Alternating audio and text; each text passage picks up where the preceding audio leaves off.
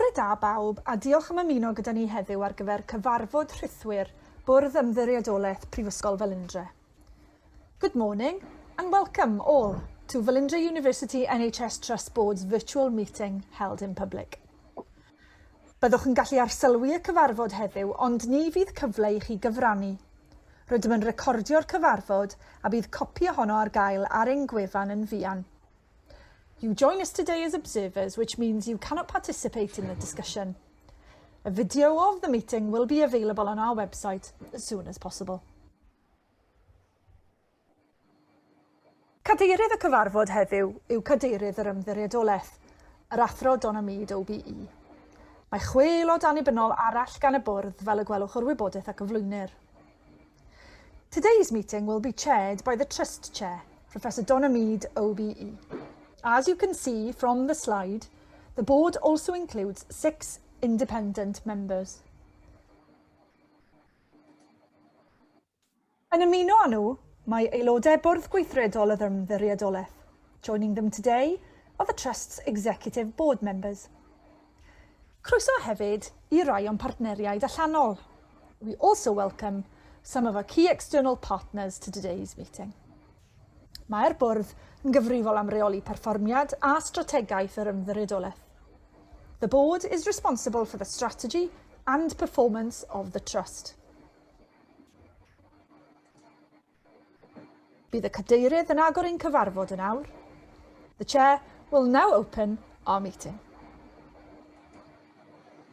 Bore da, a croeso cynnes iawn I pawb. Could I add my welcome to that of non-Gwilym to this public trust board meeting of Velindre University NHS Trust.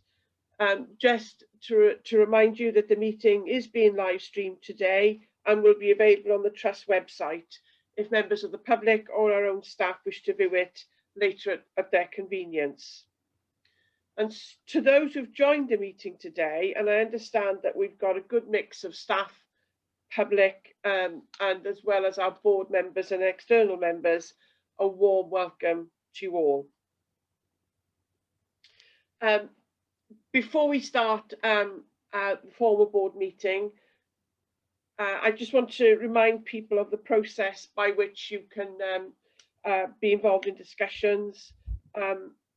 When I've introduced an item and it's been presented by a member of the executive, I will then ask if there are any questions, and if colleagues have questions, can you raise your hand, and I'll keep a note and call you in turn.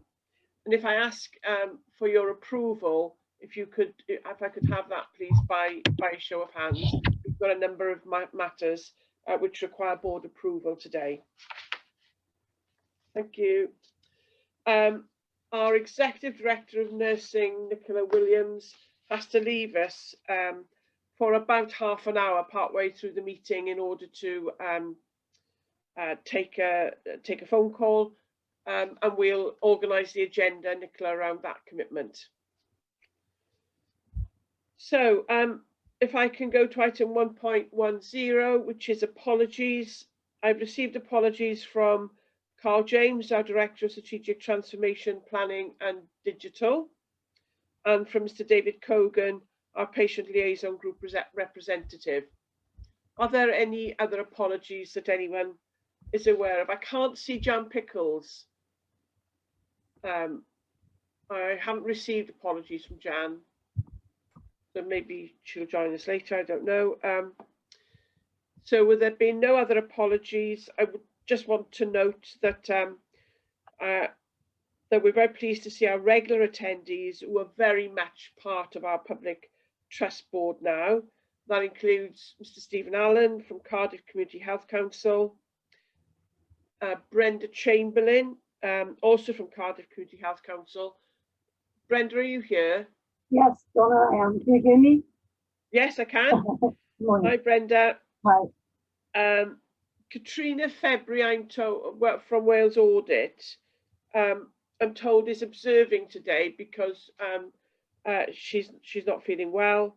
And then Phil Hodgson, welcome to Phil, who's here standing in for Carl James. And then also finally, Julie Francis, welcome to you, Julie, who's in attendance for some of the items for procurement from NWIS. Welcome, Julie. So 1.30, declarations of interest. Could I ask, please, if there are any declarations of interest which are pertinent to the items on today's agenda and which haven't already been declared? None, thank you very much. So if we can go to 1.4, matters arising, and if we could start with 1.41, which is the action log.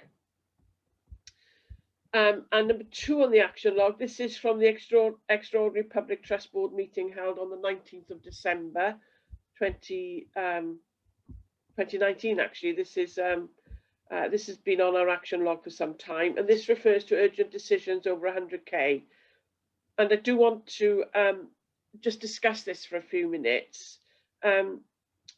This is an issue where colleagues, you might remember some time ago we decided that we would refresh and renew the pro forma that we required colleagues to complete when they were submitting requests for spend in excess of 100k.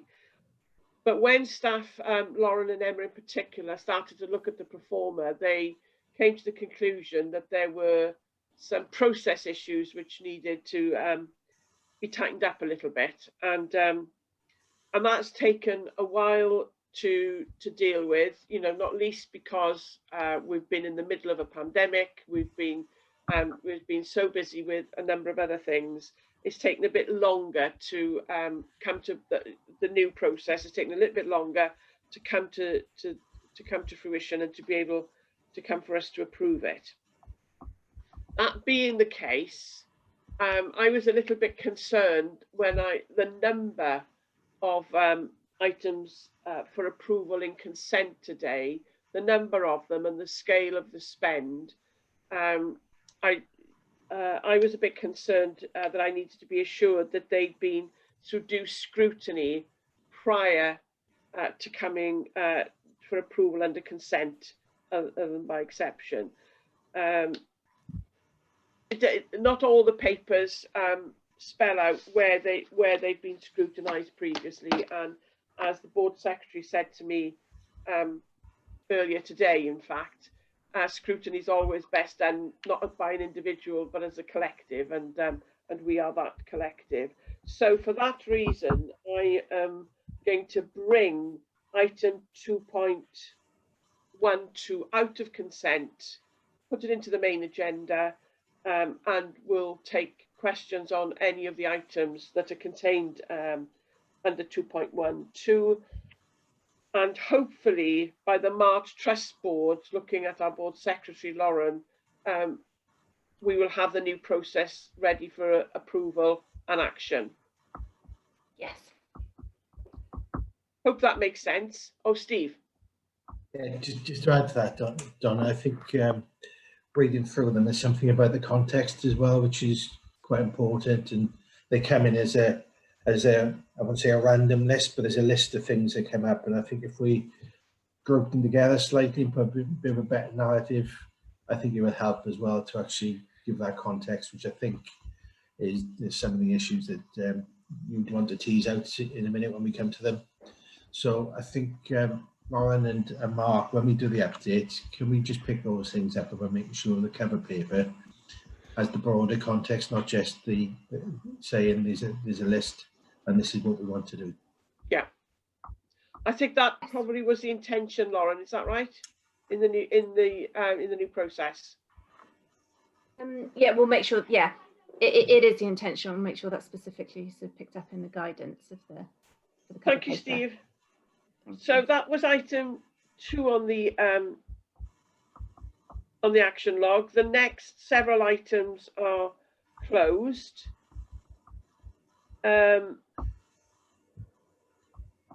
The next one that isn't comes under 4.20, where it says Mrs. Nicola Williams requests Quality Safety and Performance Committee provide an update on activities for the improvement and maintaining staff well-being, including a trend analysis on anxiety, stress and absence, to the January 2021 Trust Board. Nicola, do you want to comment on that? Sarah's going to pick this one up, Chair. Thank you. All right, okay.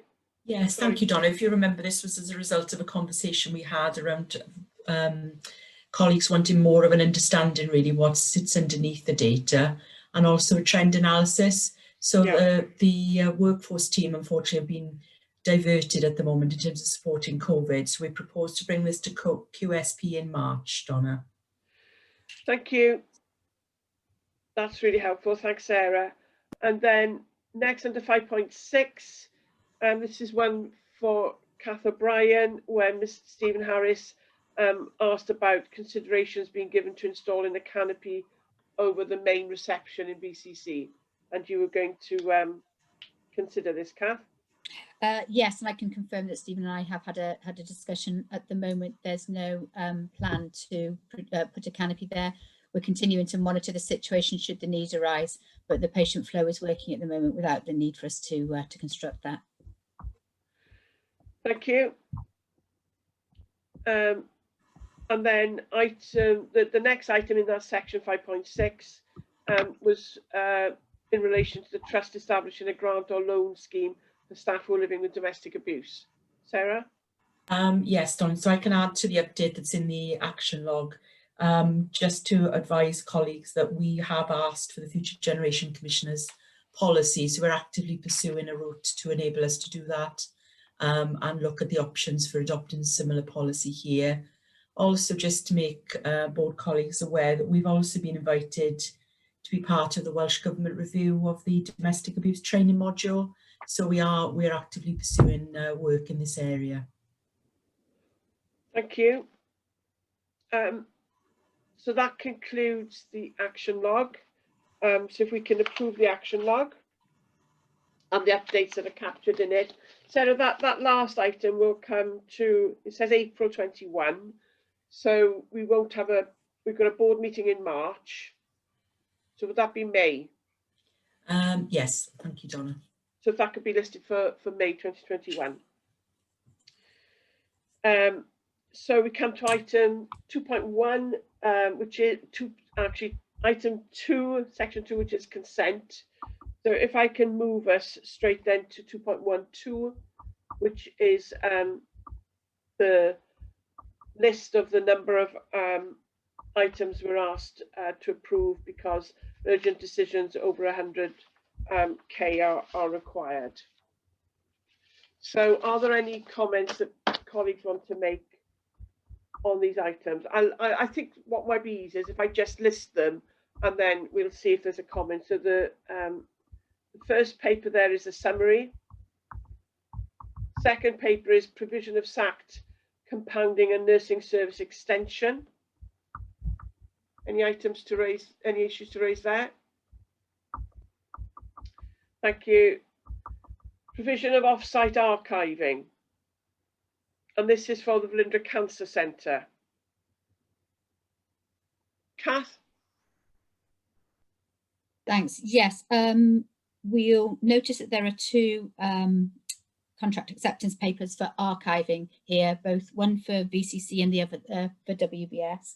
And I suppose this just goes back to the point you made earlier about setting the context around some of these, Chair. The contracts are for two very different services. The one for WBS is for digitisation of records, so that requires a company that has that expertise. And then the contract for VCC is still for the storage of paper archives.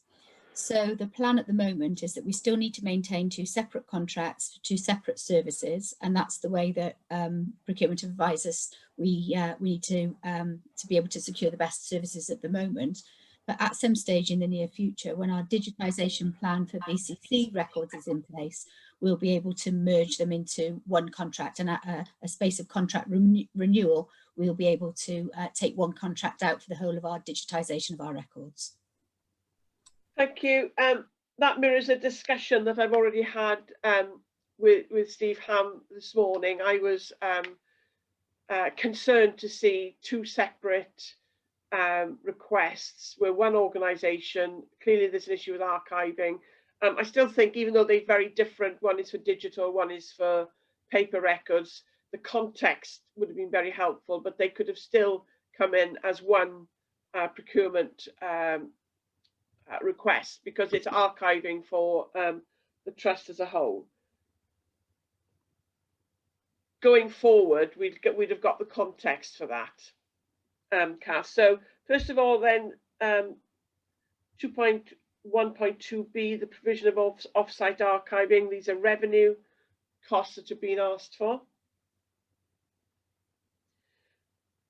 Nobody's hand is up. So the next item is 2.12c, which is additional digital services for VCC. And we were alerted to this to be coming. It's in the minutes of our last meeting. Sorry, Donna, just Stephen here, just sorry to apologise for jumping in, but my hand is up. Oh, I couldn't see it, Stephen. So I just wanted to check whether the raise hand function is actually working. Oh no, sorry, Stephen, we don't use the raise hand. It's just a physical. Oh, sorry, I meant physical raised hand. Yeah. Right, sorry. I'm so sorry if I didn't make that. I actually can't. I can't. That's okay, I shall lower my hand and raise my physical hand. I apologise, Stephen. Now, please go ahead. So, no, the comment was actually back at the start of this part of the discussion, and obviously this is something you've touched on anyway. My issue, in a sense, isn't about any one of these individual items. I'm sure they've been through a very appropriate process. I suppose my observational concern is about we're back to the process here. We've been presented a board meeting with contracts valuing in excess of £7 million as urgent decisions. And I appreciate that some of this is around timing of board meetings. And in the main, I'm pleased to see these are contracts which are yet to be awarded. Occasionally, it's contracts which need to be awarded retrospectively. And I'm just wondering, almost thinking out loud, there must be a better way, at least of forewarning the board that these are coming, because these contracts, by their very nature, we know well in advance they're going to come up for renewal. And we go through a process of renewing them. And if that happens to then fall between two board meetings, we end up requiring urgent decisions. So I'm just wondering out loud whether there's a better process which says at one board, between now and the next board meeting, we're likely to get these half a dozen or so urgent decisions required. Because we were looking at these, they're all, in a sense, all a surprise to us. Well, yeah, Stephen, you weren't listening to our conversation. You were listening in to Steve and I talking earlier today, were you? Because that's exactly, and that's why I'm nervous and wanted to bring these items out of consent to give any colleague, IM or executive, the opportunity to discuss them. For that reason, I wasn't aware that archiving, two big procurement requirements coming forward on archiving, and I wasn't aware that was coming forward. But we could have, if we'd been alerted to that, then we would have understood. Indeed, but as I say, it's like repeat myself. A lot of these things we know months or years in advance when they're due for renewal. When we place one contract, we know when it's likely to end. So I just think we could be a bit slicker about at least making the board aware that between boards, these things are going to be discussed and they may come up as urgent contract awards in between boards. Thank you, Stephen. I think that makes sense, and perhaps we could take that on board, Lauren, as well in the new process. I can see Gareth with his hand up. Before I call you in, Gareth, I just want to welcome Jan Pickles, who's joined us. Thank you, Chair. And mine is a general point regarding the process as well, and I think it will likely be picked up in the work that Lauren and colleagues will be undertaking. But we have to comply with our standing orders, our standing financial instructions and procurement rules when we enter into contracts. And sometimes there's a mismatch between those obligations. For example, our standing orders allow us to enter into single tender contracts, but the procurement regulations only allow that in very limited circumstances. And what I don't think we're getting in the papers that are coming through is a sufficient explanation around, and some of them are better than others, but a sufficient explanation as to why we are making a direct award. And I think what would be helpful as well would be to understand, well, what is the risk of a procurement challenge that might arise if we were to make a direct award? Now, I say that hesitantly because I'm conscious also this is a public meeting and we don't want to invite challenges from disgruntled third parties. But nevertheless, I think it is part of the decision-making process for the board. Ken, this is a very helpful comment, Gareth, and all of this is going to be swept up in the new process. Steve? So it took me a while to get from one screen to the other with a cursor. Yeah, Gareth, I think what we could help with is make it clear in the paper and the audit committee paper as well when we go through single tender actions, because there's firm procurement input into that, and we're probably not explaining what we've done in the way we're following a process rather than explaining it's contextual again in terms of what we need to do. So if we can pick that up, some of it then impact on what we bring to the board, and some of it will be changes in the way we probably need to do the audit committee papers. Yeah, I mean, when it came to PPE procurement during the height of the first wave of the pandemic, that's exactly what we did, and there were subsequent reports to audit committee. So as kind of a little bit uncomfortable as this discussion has been, I think it's been extremely helpful and productive, and it will lead to a much more robust process, which hopefully will be in place in time for the next board. So given all of that context, so I'm now going to ask if there are any issues with the remaining items which are on the list of expenditure and urgent decisions over 100k. Stephen? Sorry, Chair, just to go back to the conversation you just were having. I think because this is a public meeting, you know, I think I'm not too sure whether you actually put on your public website of the process you're following for procurement. I know there's certain procedures and things in place here, but obviously talking about here of contracts over £7 million that Stephen Harris was referring to, from a public point of view, it does sort of give a bit of a concern that actually that we probably will need to ensure that due diligence has been done within this process, and it's not very clear from what you're saying whether that's the case. And there's a public member probably watching this, they will probably want some assurance that you have followed due diligence and sort of due process on your procurement process on these particular issues, because I couldn't quite see where that's saying that. Sorry. You broke up a little bit then, Stephen. I think I grasped most of what you were saying. You wanted assurance of due diligence, and that going forward, you would be very interested to see how this now progresses. Yes, Chair. I think what it was, because it's a public meeting, and obviously the conversations which are really good questions and sort of interesting sort of context that you're having those conversations in. I think from a public point of view, who may be watching this or maybe reviewing this at a later date, I think what I would be asking for from a public purse point of view is that you have followed due diligence within your procurement process, and that is articulated one within the papers and also possibly a process on your website to show, to tell people how you actually make these decisions. Thank you, Stephen. I think the assurance about going through due process is contained in the papers, actually. Lauren, you wanted to come in? Yeah, I was just going to say I think it's an excellent point, because it's an excellent that will all be, as you say, Chair, because that is all set out in the standing orders, but the standing orders, as we all know, is probably one of the least accessible documents. So actually an explanation in a clear, step-by-step way of what happens with these type of matters, I think is an excellent idea, Stephen. We hadn't thought of it in that way, but we will do. Thank you. Steve, you had your hand up, but it's come down. Are you still up? Yeah, Steve. Yeah, just to add to what honest, I think it would be helpful, because things get lost in the SO's standing orders and the standing financial instructions. We have good processes between the audit committee and the board in terms of how we follow them and transparency. And I think we have a set of papers every audit committee about variations, single tender actions, and also what we're talking about here is refining the information that we pass from one to the other, which I think picks up some of Gareth's points that he made, just to reaffirm that we're doing those things. Because we are, I mean, I can show you, we get very good internal audit reports in this area, so, and from the Audit Wales as well. So I think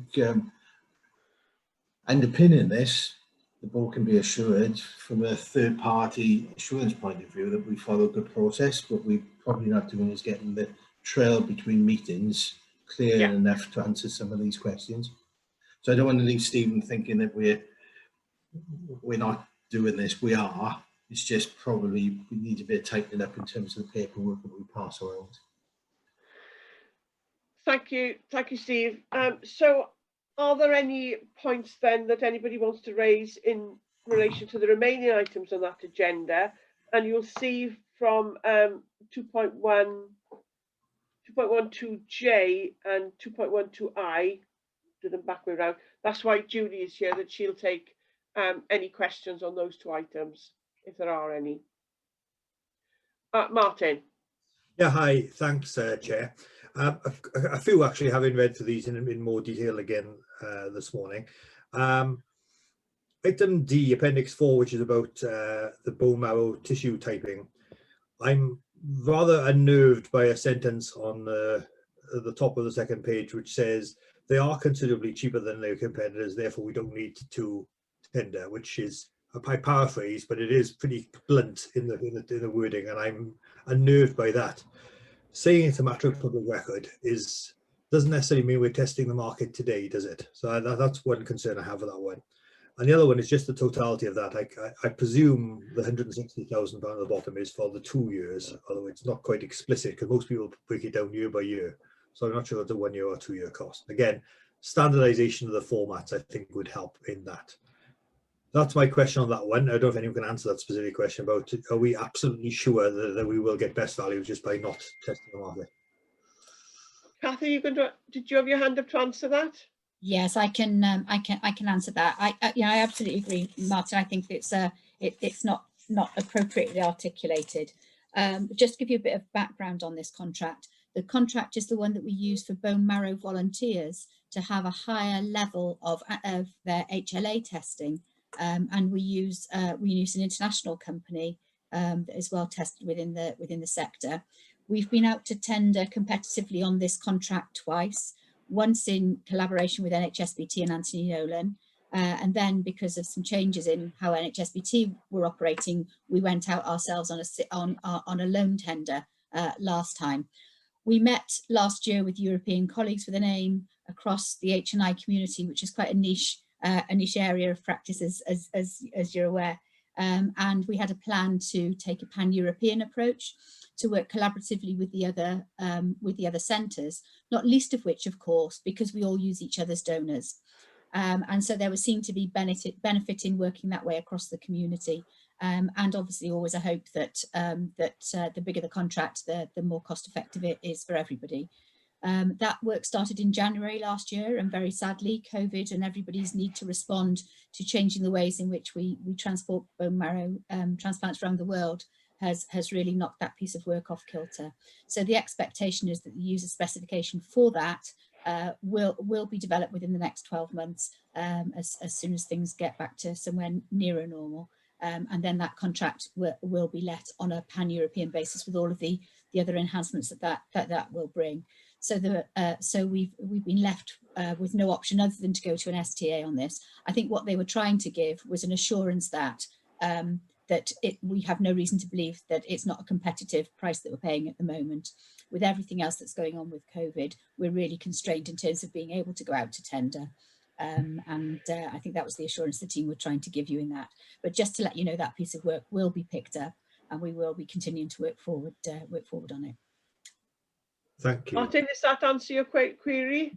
Yes, that's really helpful. I think Kath's point about it isn't very well articulated is the issue more so than concerns. Yeah, thank you. Gareth. Thank you, Chair. I have a specific question in relation to Appendix 5, again, which is, I suspect, one for Kath.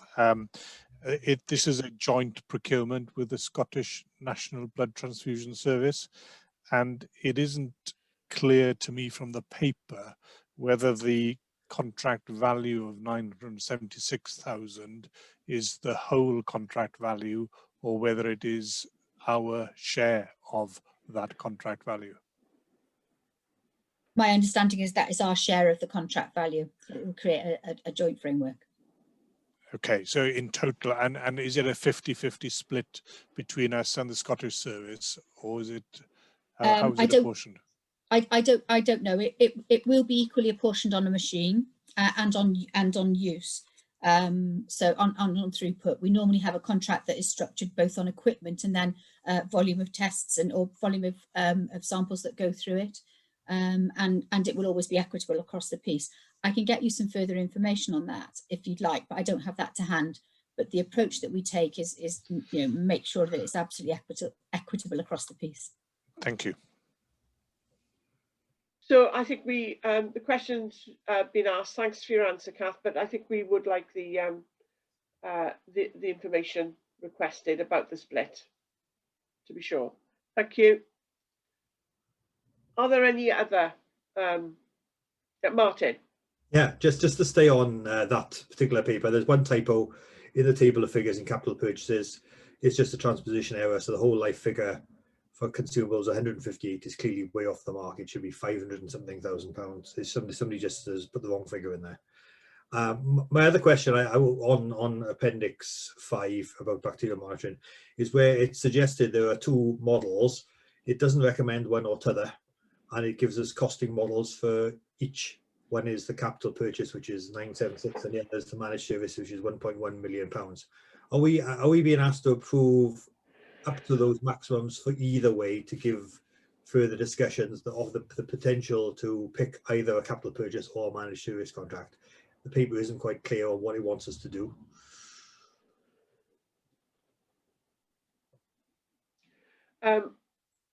I think we take this one out of the take it out of approval for today. We obtain the answers to the questions that have been raised, and then we'll circulate that as an out of board approval as quickly as we can. That's what I recommend that we do with that one. Is everybody content with that as a way forward for Appendix 5? Thank you. So there aren't any other queries. Oh, sorry, Martin. I'm sorry, but since we're doing this, we may as well do it properly. Appendix 7, the flow cytometers. There's a table on page 2 of the document which talks about the timetable, and clearly the table shows at the very bottom the contract start, which was 2 days ago. What's the circumstance here? This echoes back to Stephen's point at the beginning of this conversation about timing of alerting the board. Effectively, the contract has commenced and now we're asked to approve it, and that's far from perfect, isn't it? So I guess the theoretical question is, what happens if we didn't approve this?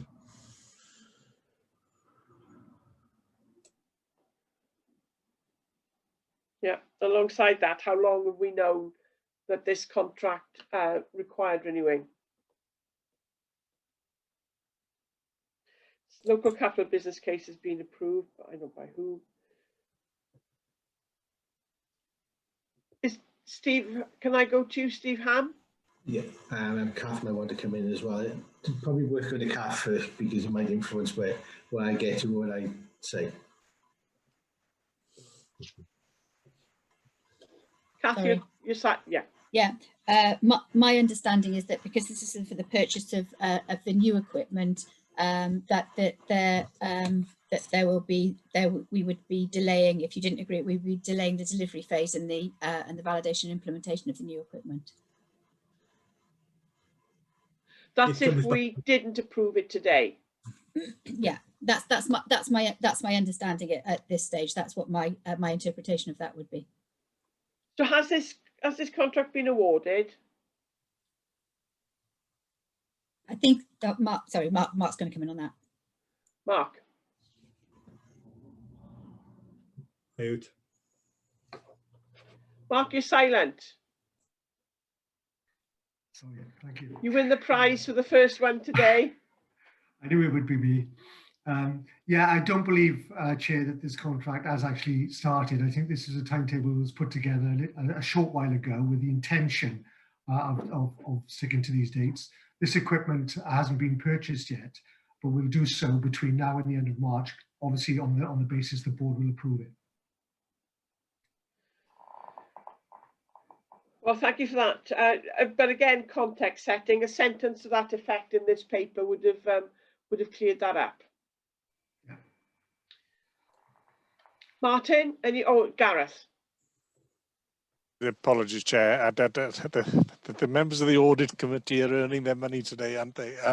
I have a comment in relation to Appendix 10, which is the final one on the list.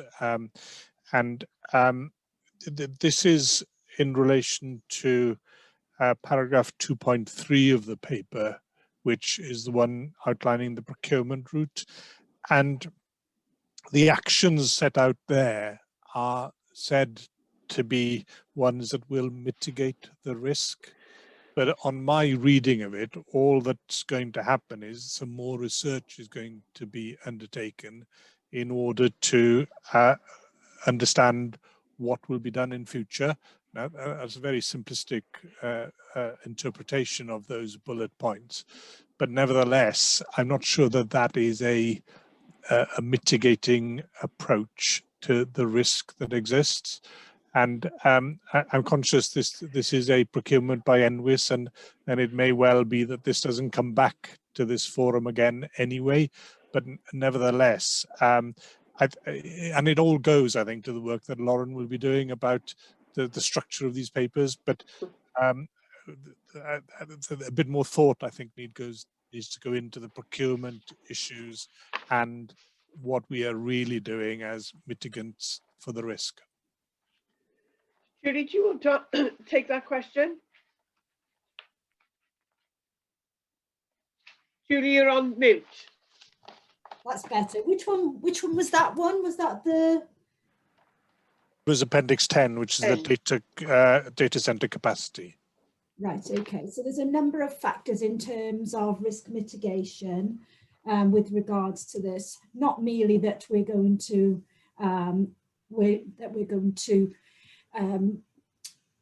do some research. We're going to be issuing a PIN notice, giving our intention to the market that we're going to be looking at procuring a replacement contract. We're also going to be reviewing the hosting strategy of our organisation and the wider NHS in Wales. And under Regulation 72, we are allowed to do this under the PCR 2015, which is the procurement regulation, because in order for us not to go out to a procurement would result in order for us to go out to procurement would result in service interruption risk to key national services. So we're going to be doing a medley of things to ensure that we get that we mitigate the risk by letting the market know in time, that we look at our future requirements, including our strategy, and we ensure that operational continuity is preserved for NHS Wales. Thank you. Gareth, does that answer your concerns? Partly, Chair. I think maybe it's not an issue for now, but certainly I think we do need to look at what are real mitigating factors that are being put in play. I'm not convinced that telling the market that we will be undertaking a procurement in future mitigates the procurement risk of extending this contract. Yeah, that de-risks it though, because we are extending, we're proposing to extend, but at the same time we are going to be formally notifying the market and engaging with them formally to set out our requirements to them. So in effect, that is the de-risk position that we undertake in relation to this particular requirement. Stephen Harris, you had your hand up. Is it still up? Sorry, it is up. Sorry, and Gareth beat me to putting his hand up. I was going to comment on the previous one. We're going to spend the whole board on this now, aren't we? But back on the, I think it was the flow cytometer one, just to illustrate, I think, the concern I had, which was around, we're on the face of it, being asked to approve a contract retrospectively. And we've had explanations that that isn't necessarily the case. But and there's a slight inconsistency in the paper as well, because it talks about the current contract ending December 21. I presume that means December 20. I don't know. But I think this illustrates the point I'm trying to make, is we knew several months ago that we're going to need to be replacing this equipment. So at the last board, this process was already in train. And we knew at that stage we were going to be requesting that out of committee, out of board urgent approval. I'm just making the point, I think as part of the process, it would have been good to alert the board at its last meeting that this is coming down the line, rather than we get to the end of a process. So this process started back in November on this particular one. This is Appendix 7, 2.4, the timescales, which we've looked at already. So I'm just making the point, really, it was never a surprise to us that a contract was ending. We knew that from the day we awarded it. So these are popping up almost as surprises. Yeah. Steve Ham? Yeah, I suppose that's reflecting the process as it's been for however long, Stephen, and what we're saying today is we want to change it. So if we put that in the paper that comes at the end of March, I think there's a role for the audit committee in this as well. There are procurement plans, but as you rightly say, they said they land in the board at the point in that process without citing the board. It doesn't mean there isn't a plan and a procurement behind it. What we're saying is we want to change that process now. So somewhere in the system, whether that be audit committee or trust board, there's a citing of the procurement plan that we're running with. Because we got all these things going on all the time, and we just need to get that for the relevant ones that the board needs to have oversight of. Because otherwise we'll get bogged down in the whole of the procurement cycle, and there are lots of smaller ones that you wouldn't want to be cited on, I suspect. Kath, quickly please. Just quickly to let you know, Stephen, we have to have the new ones in and validate them before the end of the contract of the existing ones. That's why we have the 12-month overlap on the contracts. So this has been a very interesting, if sometimes uncomfortable discussion, and kind of validates the rationale really for pulling this section out of consent. And made available for discussion, because it's enabled us to identify a number of issues of concern, which I'm sure, Lauren, you've captured very carefully, and will all be addressed.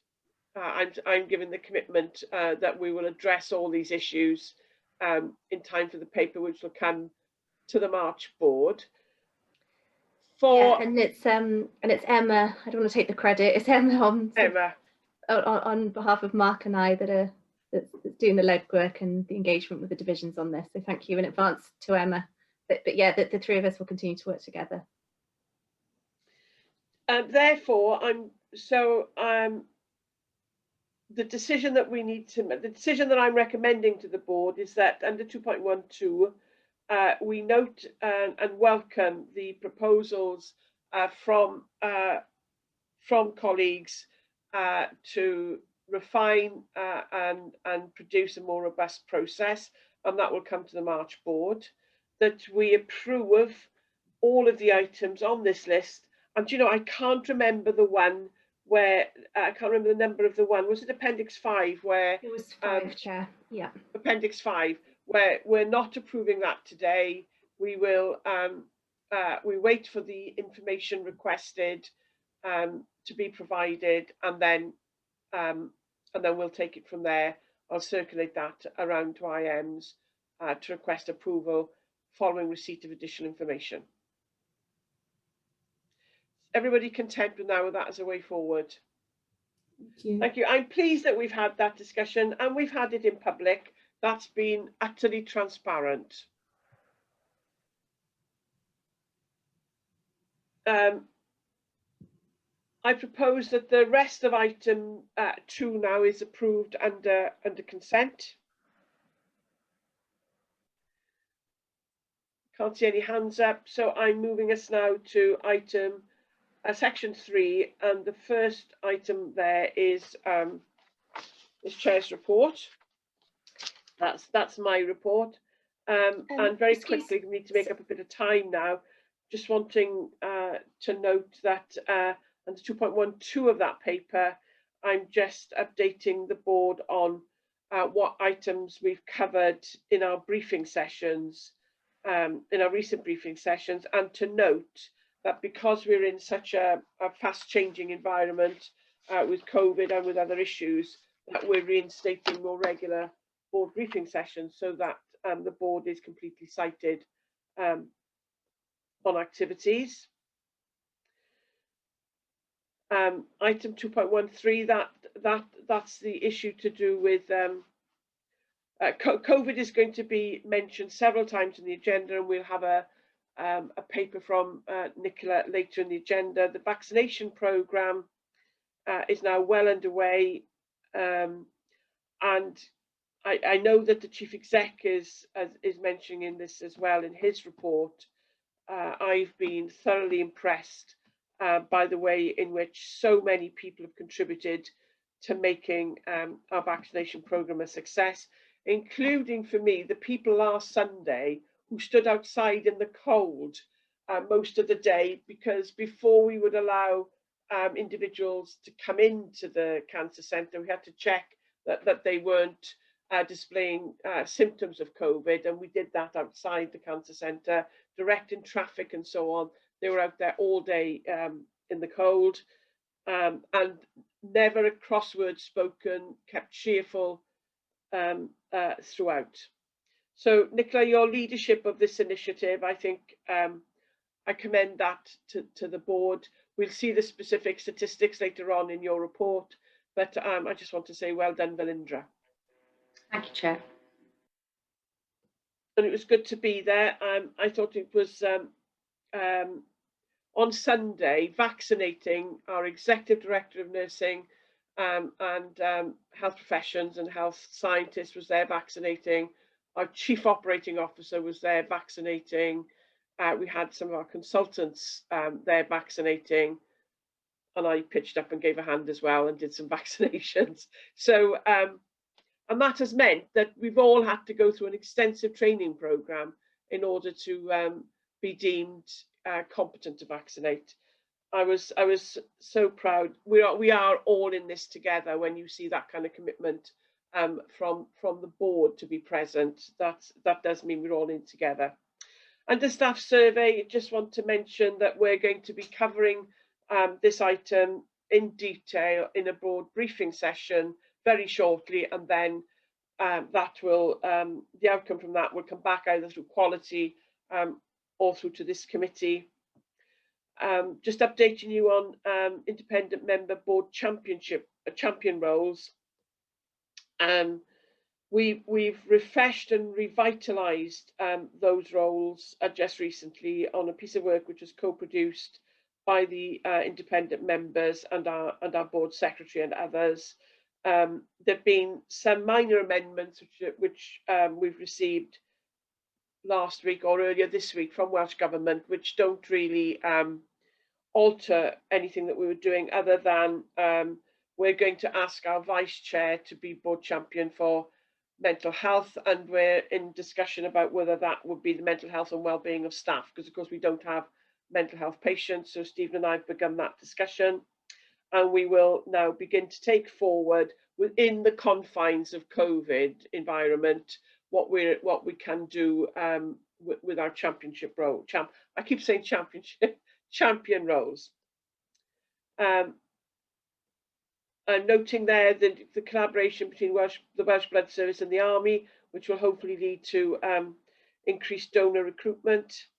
You can see there the St David's Awards nominations, which have been submitted by Welsh Blood, and I wish them every success. Very novel that what's been nominated is all the donors. All the donors have been nominated as unsung heroes, recognising their support during the crisis, the community spirit, and it's been, all our donors have been submitted under both community and humanitarian categories. That's very novel. I'm just thinking, if we brought all our donors to an awards ceremony, they'd need to hire a bigger hall. And I just finally wanted to say I was very pleased to visit a blood donation clinic between Christmas and New Year, and was very pleased with the professionalism of our staff who were working there. It was a large hall, obviously because of COVID. We're needing much larger venues that will enable social distancing. It was cold because of heating problem. That did affect collections a little bit, but staff were keeping themselves warm and busy, and carried on regardless. We were sorting the heating out, and I was very impressed by how the session ran very smoothly, very efficiently. And just to note, I spoke with a number of the donors, and some of them hadn't donated for many years, and what brought them back was having the time because of COVID and because of being furloughed or working from home. And I don't know if there's anything to learn from that, but lots of people coming back into the system because of the context of COVID. So I'm just asking the board to note that report. I'll take any questions or observations if there are any. If not, I move us to 3.20, which is the Chief Executive's report. There's going to be a bit of repetition here, Steve. Yeah, and I'm conscious of time as well, Donna. I think we will pick a lot of these items up in the agenda, so the Nuffield Trust report we can pick up later on. And I just think while I go around these now, I can pick them up a little bit. We certainly talk about vaccination programme, you've led into that, and the wider COVID update. I just like to focus on two things really for me. I'll add to your thanks to everybody, not just for the vaccination programme, but we continue to be so impressed by the reaction of our staff to what's been facing us now for 10 months, and not just in work, but the impact it has on the outside life as well. And that's not got easier since the last board meeting. In fact, it's got harder. So I'd like to express my thanks to everybody for their commitment. And what you'll see today is not just responding to COVID, we still continue to take the organisation forward as well. Yeah. And it's no mean feat given what everybody's facing. I won't go into detail the COVID response, because we'll pick that up later. I would like to highlight the digital charter. We received this at the Exec Management Board right at the end of December. And it's part of a wider response to digital inclusion.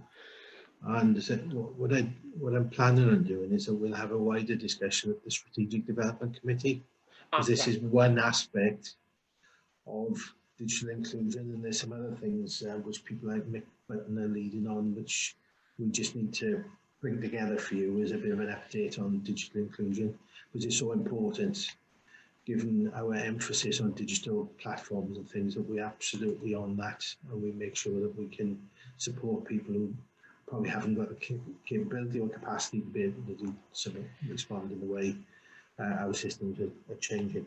So we'll pick that up the Strategic Development Committee, if that's all right, Chair. And I think that, yeah, that's one of the questions I would have asked is, well, what does this mean? What are we going to actually do then? So that's what we'll pick up in Strategic Development Committee. Yeah, it'll bring all of it together, because this is just one element. Yeah. Important one publicly to be stating that, but what we'll explain is what we're actually doing behind that. Thank you. Okay. Any questions for Steve? Thank you, Steve. So we come to item 4, which is quality, safety and performance. And I think we will have time to finish this item prior to Nicola having to leave us. Jan, can I hand over to you to take us through the highlight report?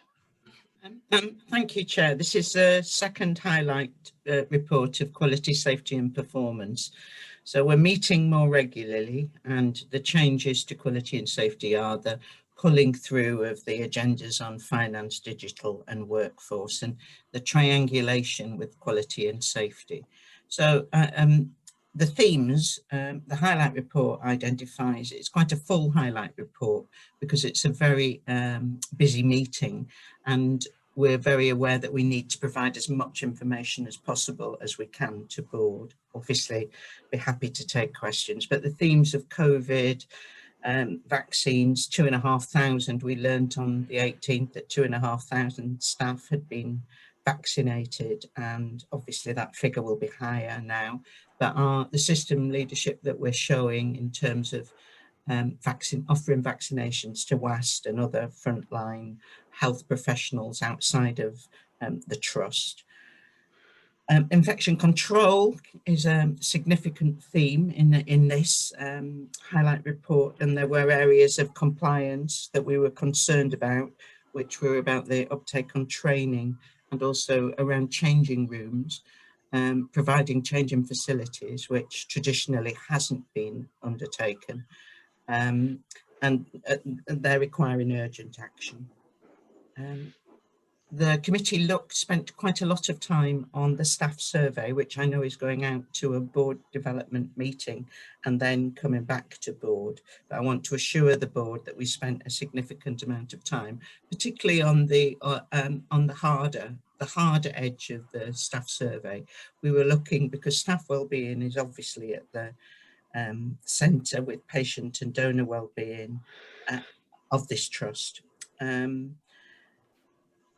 The Welsh Blood Service, I think, were commended also for their system leadership and being able to continue to deliver to meet demand, the launch of plasmapheresis, and also the significant change, which is a powerful equality statement that finally, on the 15th of December, all 4 nations agreed that people who are LGBT and plus the restrictions on them being able to donate blood will be lifted, and how that happens now and how we take that forward we'll be following very closely. But it's a powerful statement in terms of equality, our offer. Happy to take any questions on the paper. Are there any? Oh, Nicola. Thank you, Chair. Just a point of clarity around the changing room issue. Just wanted to provide assurance to the board that we do have changing facilities at Cancer Centre, and staff in uniform do change on arrival and upon leaving work. So I felt that might be an area of concern for board members. What work is required is the upgrading of those facilities. You know, as colleagues will know, the Cancer Centre is it's a very old building and we need to do some urgent upgrading. It's just fitting that in with obviously still needing to provide changing facilities for staff, so we will need to re-provide those facilities whilst that work's taking place. Thanks, Nicola. I think this very detailed report is very welcome, Jan, very welcome. And this is the second one that's contained this level of detail. I think it's very helpful to us as board members as we've moved into our revised committee structure with just 2 main subcommittees and so on. I was concerned that board members would be sufficiently cited on the work of the one committee perhaps that they didn't sit on, and this does provide us with that line of sight. So Jan, I'm very grateful to you and your colleagues that have produced this, and to you, Nicola, produced this report. And to provide some reassurance, could I just provide some reassurance in that I met with Audit Wales in terms of the structured assessment, and the informal feedback I had was that they felt that the level of scrutiny was good, and that the meeting, I don't want to say this, but the meeting was chaired well. So just to provide that reassurance, I'd love to see it in writing. and I'm hoping for that soon. But to provide that reassurance, because it is such a big agenda and it's a significant step up for us to be able to triangulate all of the information that we've got coming through. Thank you. Thank you, Jan. The next item is 4.2, which is the Remuneration Committee report. There's very little to see there. It was a very brief meeting in which we discussed two VERS applications which were approved and a settlement payment which was approved. And there wasn't any other business on this occasion, and we have the date and time for the next meeting. I'll take any questions, but as I say, it was a very straightforward meeting. So 4.3 is the highlight report from. Chair, have I missed? Steve has his hand. Oh, up. Steve, sorry. Sorry, it's not to do with the items. Just conscious Julie Francis is still here, and I don't think there's anything else Julie needs to stay with us for. She wants to leave, wishes to leave. And yeah, she comes Okay, to host. Thank you for joining us, Julie. Thank you. Bye bye now. Thanks, Julie. Thank you. Oh, I couldn't see Julie, so I hadn't picked that up. Thank you, Steve. Yeah. Okay. So are we noting the highlight report from Remuneration Committee? I nearly fainted then when I saw your hand up. I thought it was for that. I was going to rack my brains. Okay, so we come to the highlight report of the Local Partnership Forum, which is Sarah. Yes, thank you, Chair. So this is the highlight report of the Local Partnership Forum that took place on the 2nd of December. So colleagues can see under advise the main issues that were discussed around the organisational change process, of course, that's been ongoing in VCC with the new SMT arrangements. Also a discussion around the Nuffield report and the NVCC project. There's quite a bit of discussion on that. And then also a discussion about where we were going with the Trust mission vision and the development of the people strategy, which board colleagues will be aware of. Thank you, Chair. Thanks, Sarah. Are there any questions for Sarah? Right, thank you very much. So that takes us to 4.4, which is the Quality, Safety and Performance Report. Nicola, if we start down this agenda, is there any part, and you might have to leave, do you need me to rejuggle this? No, it's only the COVID update report, Chair. The rest Okay. I'm comfortable with, thank you. But we'll take that when you return. Thank you. Okay, so if we can go to the Quality, Safety and Performance Report, and if we can start with the cover paper. Yes, Chair, I think that's with me. Thanks, Kath. So the cover paper covers all three of the reports. That's Appendix 1, VCC, 2, WBS, and then 3, the workforce performance. So I'm going to take the first two, and I'm going to pass over to Sarah Morley to pick up the workforce considerations. So the paper highlights a number of issues that we wish to draw to your attention that were included within the performance report. And I'm happy to take questions on any of those, but I would just like to highlight a couple of them for you. So first of all, we regularly discuss the impact on our current service provision for both radiotherapy and SACT in VCC, which continue to be under pressure in terms of the site utilisation, in terms of staffing numbers, and we continue to flex the service to provide the best possible service for our patients. And those are underpinned by the clinical principles, which we're going to come on to again underneath the COVID report a little later on. But the changes, I wanted to highlight a couple of ongoing changes in the radiotherapy service provision. We have implemented a new technique, which is extreme hyperfractionation. And you'll notice that the impact that has had is that we have a number of patients who are waiting what looks like on the surface of the data quite a long time. So just to provide you with the assurance, I think we need to be smarter about what we include in the narrative in the PMF report. I just did want to explain that to you, and you know we are working on that. So in this case, it's a new service that has been commissioned, and there are only a limited number of slots. So patients are given the opportunity to take this treatment or the alternative, and where they take this treatment, they're still showing on our data, but in fact they've been initiated on a holding treatment pending the availability of the new treatment regime. So I'm sure Jazz will be able to answer any clinical questions that we've got on that. But we aren't cleansing the data to take that patient cohort out. We're still reporting to you at the moment that full data set. We will break that down further in future, but we need time to work through that and do it in a comprehensive way rather than just make an immediate change at the moment. So I hope that explanation provides you with an assurance on that. But the other thing that we're seeing, we know we introduced hyperfractionation earlier in the year, and as we're making some of these changes, it is creating flow pinch points in the service, along with the availability of staff. So we have introduced a more enhanced process for monitoring some of these pinch points through the site-specific team meetings, multidisciplinary team meetings.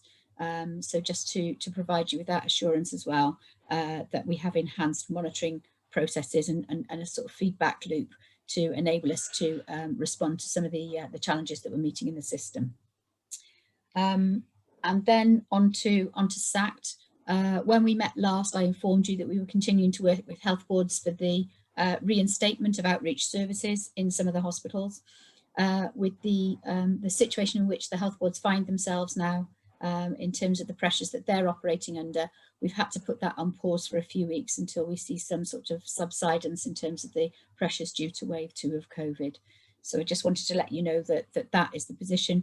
We remain still using the Tenevis bus for additional capacity, and we are maintaining the service outreach in Prince Charles, but we haven't managed to re-establish the further outreach reservice that we had intended when we met last.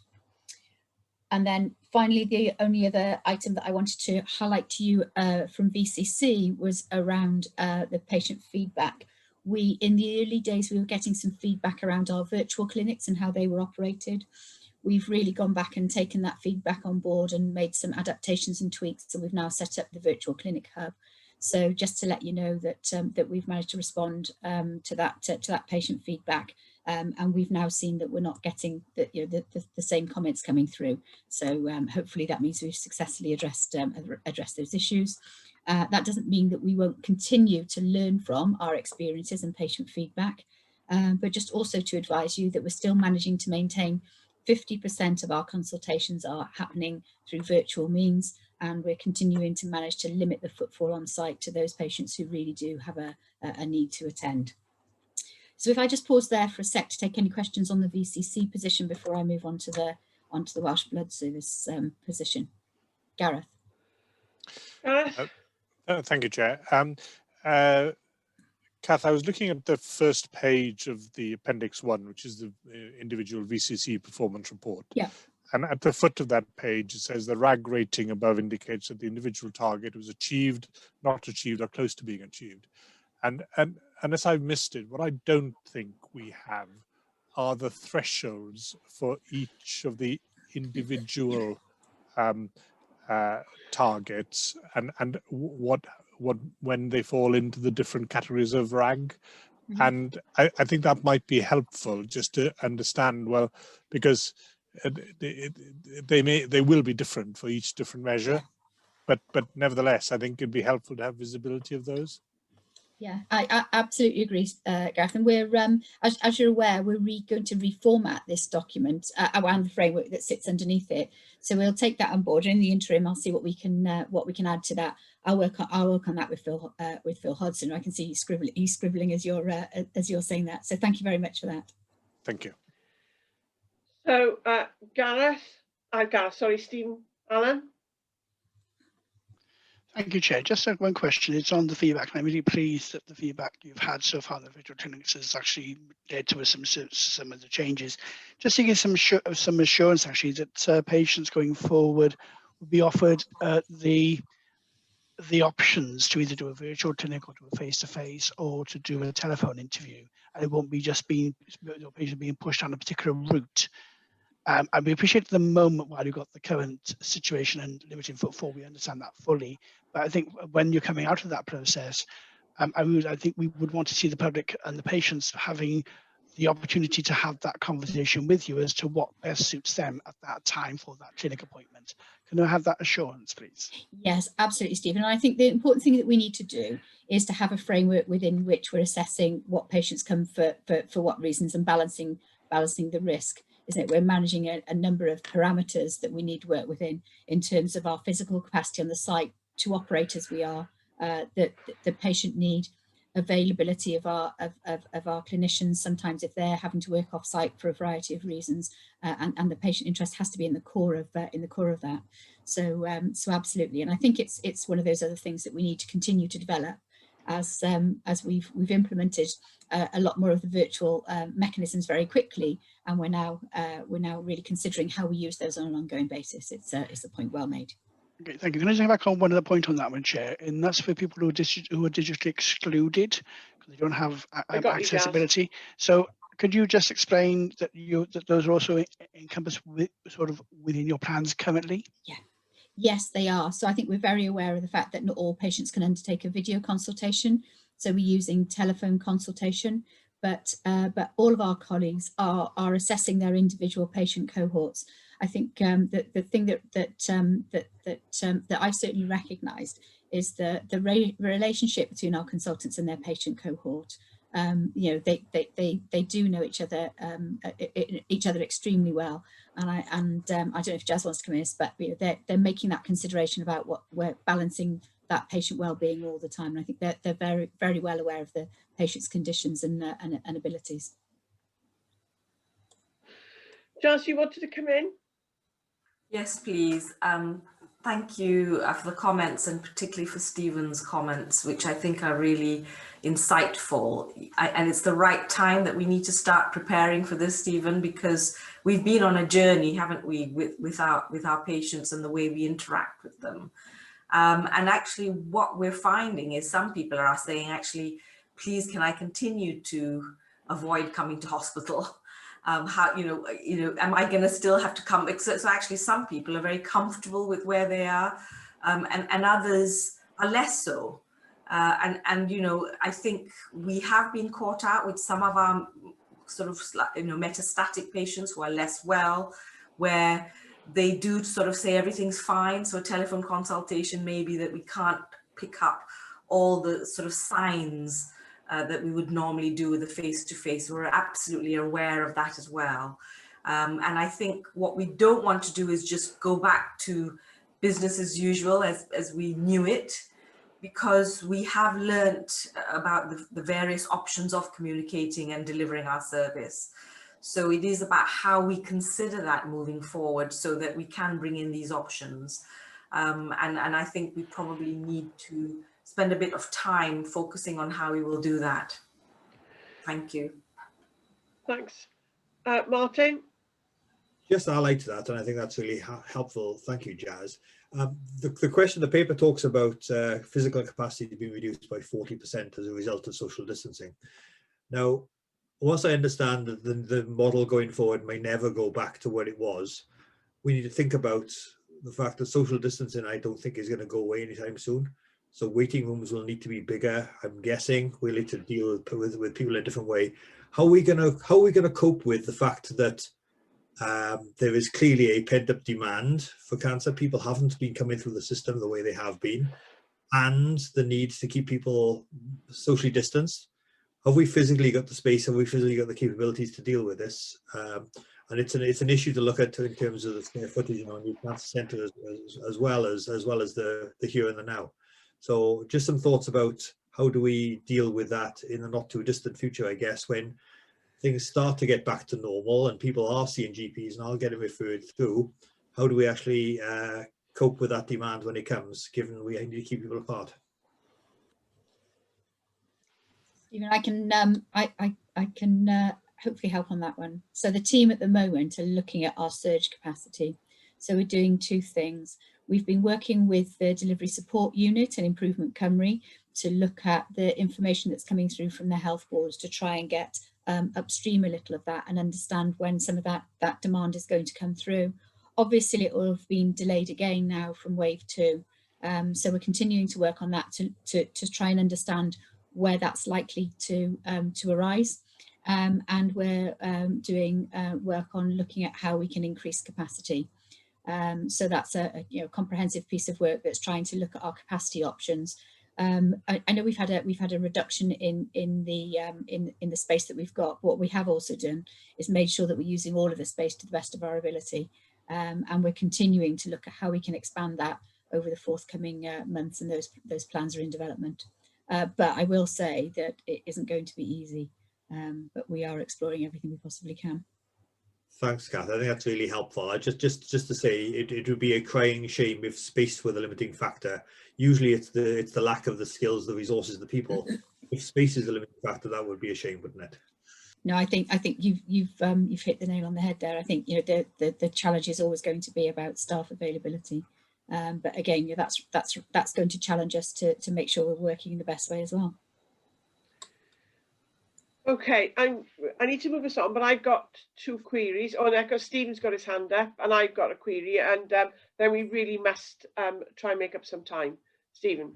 Well, just a quick comment rather than a question, or maybe it's a question. Just back to this discussion around the digital or the online consultations with the patients and bringing the patients in. And I know quite a number of different patients, and in the main, people I'm dealing with, they actually prefer to be rung to be updated on the current position rather than have to travel all the way into the cancer centre, sit there for several hours on occasion, and you've heard me speak about this before, and then go away. So I've sat in clinics before lockdown and watched people sit there for an hour, go in, have a 5-minute, yes, everything's fine, and go home.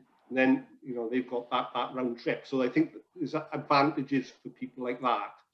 But part of the feedback I'm also picking up on is a concern whether going forward, if you have a telephone or a digital consultation, that's because it's good news. If they're bringing you in, that's because it's bad news. So and say it's not really a question as such, but in all of this, I suppose there is this almost like psychological thing about what patients then interpret being called in or being rung. Does it actually have any sort of meaning to them in terms of good news versus bad news? But I suppose just to bear that in mind going forward, and I don't know if there's an easy answer to this, because maybe it is we're bringing patients in when it's bad news and we're not when it's good. I don't know, but that might become a psychological issue for patients going forward, I think. Thanks, Stephen. I think that's another point well made. And there are a number of initiatives which I know are being started through external funding, which is a review of outpatient booking and appointment system and the use of digital technology to assist in that. So I think maybe this is something we can come back to and have a bit of a deep dive in a board briefing session.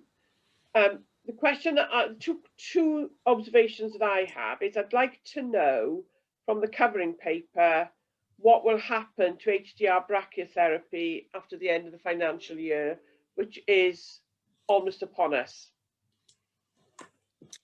So there's there is an ongoing discussion around that. I'm aware with WISC and with procurement colleagues. We're not anticipating that the service is going to stop, and arrangements will be in place.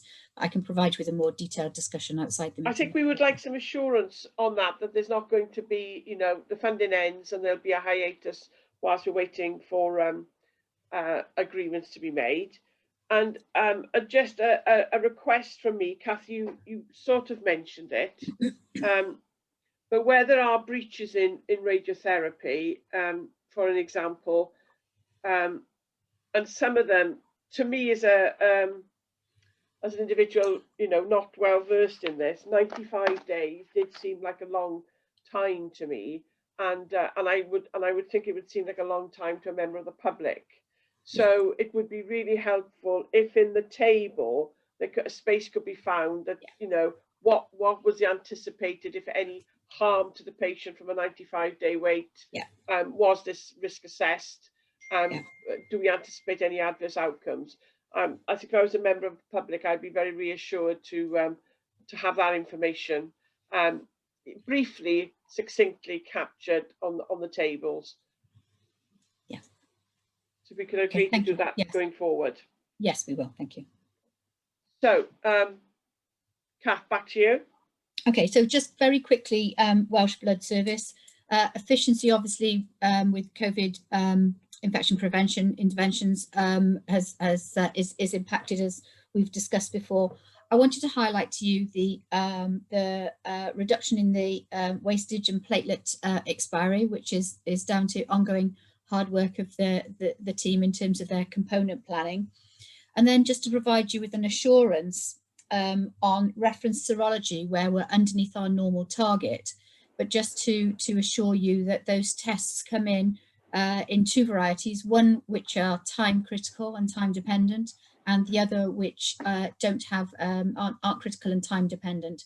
So we're always ensuring that we're able to deliver the time critical results on time, and it is just the non-time dependent ones then that take a little longer when we are pressed with capacity meeting demand with the capacity that we've got. That was all I wanted to highlight on WBS. Happy to take any other questions. Other than that, I'll pass over to Sarah. Any questions on the WBS performance? Thank you. Thank you. Can we go to 4.4C then, please, Sarah? Thank you, Chair. Thank you, Kath. So colleagues will be familiar with the layout of the report. If I can just start by apologising again that the chart on page 3 is not displaying properly on IBABS. We have looked at this previously, so I will take this up again with the team. It's a publishing problem on IBABS. In terms of the data itself, you can see here the data presented to the month of November. But I can just update in terms of sickness absence. Actually, the most recent data we've got of the year to the 11th of January, sickness is 5.2%. So you can see it's sort of running constant really around that level. We've actually got my data up to the 22nd of January, 8 members of staff currently off sick for COVID-related absence. I just wanted to update colleagues on that number. And clearly the most important work we're doing around absence is supporting colleagues who are off work, but also supporting the wellbeing agenda. And this very specifically being done through an ongoing process with the risk assessment process, both for colleagues in work and those who are now recommenced shielding as per government advice received in December. The Orwell's risk assessment has been updated to take account of that. We're now using that updated risk assessment process. We are also now working very closely with managers and staff in terms of home working risk assessments to ensure that those staff that are working from home are doing so in a safe environment with appropriate equipment and understanding really any needs that arise from that particular process. Also, of course, continuing to promote and work very closely with people in terms of wellbeing offerings, and that be those offerings really for our own processes, but also our own systems, but also those of colleagues, accessing union resources, accessing national resources, accessing the system under Health for Health professions in terms of mental health, wellbeing. So there's a range of resources there. And we're also reviewing our offering as part of our wellbeing recovery plan, which we presented to EMB in February. Other data in here, then you can see statutory mandatory compliance. Actually, we've been doing quite well with that because we're picking up particular areas where we needed to improve, and you can see some breakdown in the report in terms of specific staff groups there. And then, of course, PADR, just for colleagues to be aware that whilst in some instances PADR formal conversations maybe haven't happened, we are reassured really that the wellbeing element of that is continuing. And of course, that is the thing that is particularly important for us at the moment. So whilst paperwork may not be completed by everyone due to the demand from COVID response, we are actually maintaining those wellbeing conversations through some of the processes I've described a moment ago, but also more generally making sure that staff are feeling part of that team and understand that, the difference that they're making. Happy to take any questions, Chair. Thank you, Sarah. Are there any questions or observations for Sarah? No, thank you. So I think we need to look at the additional absence data. Sarah, you've covered that, I think, in your Yes. narrative there. Thank you, Chair. So we have discussed and reviewed the contents of the performance report. There are a number of actions which have emanated from that, which will go on to the action log.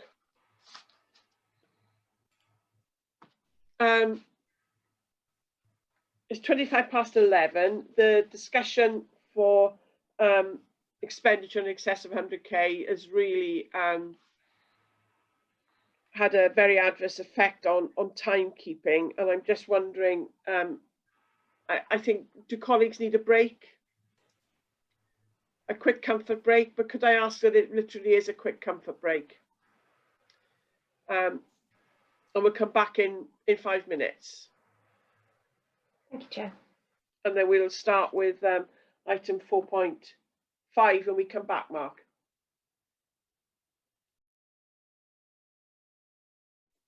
Thank you, everybody, for coming back so quickly.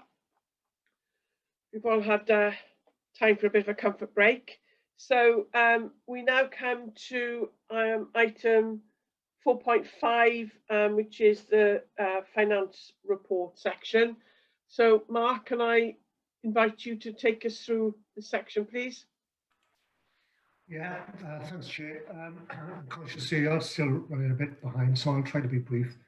The report in your bundle actually does present the position at the end of November, so I appreciate it's probably not ideal to have a report which is some sort of 7 or 8 weeks behind, but of course I will just relay any important messages that perhaps is not evident in this paper from an updated position. There's 3 attachments in the bundle. There's the cover paper, the detailed report, and a separate report detailing our plans for the delivery of the remaining discretionary capital budget that we have, and that's for noting. So if I can, as usual, just refer you now to the cover paper. You will see in table section 2.1 that indicates that essentially there's no negative variances to report, and we remain on target to outturn within our budgets. And whilst the report is presenting the position at the end of November, that still remains the case today, at the end of January. So the outturn, obviously, position is extremely important. It is a matter of focus generally throughout the year, but it's given even more attention, of course, this time of the year. Just to reassure the board, we are not waiting for the month-end figures to come off. We are continuously monitoring the situation. It's almost on a daily basis now between now and the end of March. And obviously it's key to have that communication between the finance teams that occurs generally throughout the month. So just a few words on the revenue budget. It's shown a small variance. That's still the case as well, actually. It does mask some larger variances that you will actually see if you read the detailed report. But it is important, obviously, that the overall position is managed, and that actually goes back to having the good communication between the divisional teams to make sure that we're all talking to each other and we know exactly where everybody is. So the outturn is expected to occur. We have an overall budget this year, just for a bit of context, of about 150 million. So we do expect to hit that budget as close to that as possible. It's always very difficult to hit that nail on the head, but I think we're pretty confident that we can do it again this year. Just to clarify as well, the numbers that you see here, they include the costs associated with COVID and the impact that is having. And just on that, just in relation to COVID, the board will be aware from previous information that we've settled the the funding envelope with government. We have certainty over the money that we're getting. We put a bid in beginning of November, actually, which has been secured. And if you exclude what we've referred to as sort of pass-through costs coming through the Velindre's ledger, then our overall spend on COVID is estimated to be just over £5 million. I've mentioned in the narrative here in the report, and bear in mind this was back last November, that there is a potential risk of an underspend on that we were experiencing at the time, because obviously circumstances are changing regularly, and we've got to make sure that we keep it up to date with the latest position. And things have changed a little bit since this report. I think that risk still exists, but I think it's less than we believed it was. So we still believe that we will spend that budget, and as I said, come in as close to the final budget as possible. So no major issues to report today on the revenue. If I just move on quickly to capital, the two aspects of the capital programme, of course, we've got the All Wales Fund and we've got the discretionary capital. With regards to the All Wales capital, first of all, there's a budget just under 8 million that again now is more or less being settled with government. We have got around 3 million of that to spend actually in the last few months of this year. But there are some big projects there that need to go out. There's some spend on the TCS programme, as you probably would imagine, and obviously there's the purchase of some big equipment like a new CT scanner as well. I've said that we've settled on the budget. There is actually a further request into government. They've asked us, they invited us to make an extra bid if we felt that we could spend additional money. And we did that back a few months ago, mentioned in the report here about 400k. That subsequently has actually come down. We believe that we could probably only spend around $250,000 now, around 250,000, which is primarily in relation to the WB infrastructure and fire safety works. That is not finally secured, but there's just a couple of questions the Welsh Government have got remaining, which we're in correspondence with them. But we fully expect that to be added to our capital expenditure limit for this year. And with regards to discretionary, we are proceeding on now delivering the rest of the discretionary budget following the settlement of the TCS allocation. So we've released that budget. We've got a plan to do so. There is a paper, as I said, attached in the bundle for noting. That was presented to the Strategic Development Committee in December. It's about £1 million there. We are actually closely monitoring that, as you would expect. We're meeting fortnightly with procurement colleagues to make sure that we can actually get everything over the line, because quite often, obviously, there's the procurement issues that can cause some delays in the system. And the COVID money for capital, we've spent most of it that we've had, and we have got a bid in actually for an extra 360,000 or so. And again, very recent discussions with Welsh Government have confirmed that is being made available to us, and they will release that money upon us presenting them with relevant invoices.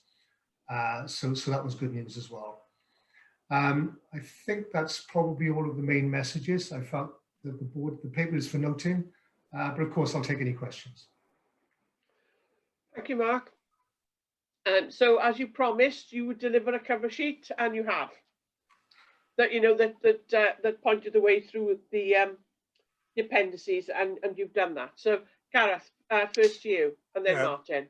Thank you, Chair. And it's in the cover paper, Mark, and paragraph 2.5, and I know you specifically mentioned this risk about the COVID, and that the risk was reducing. But I was intrigued by your comment that a material overspend would have a reputational impact on the trust.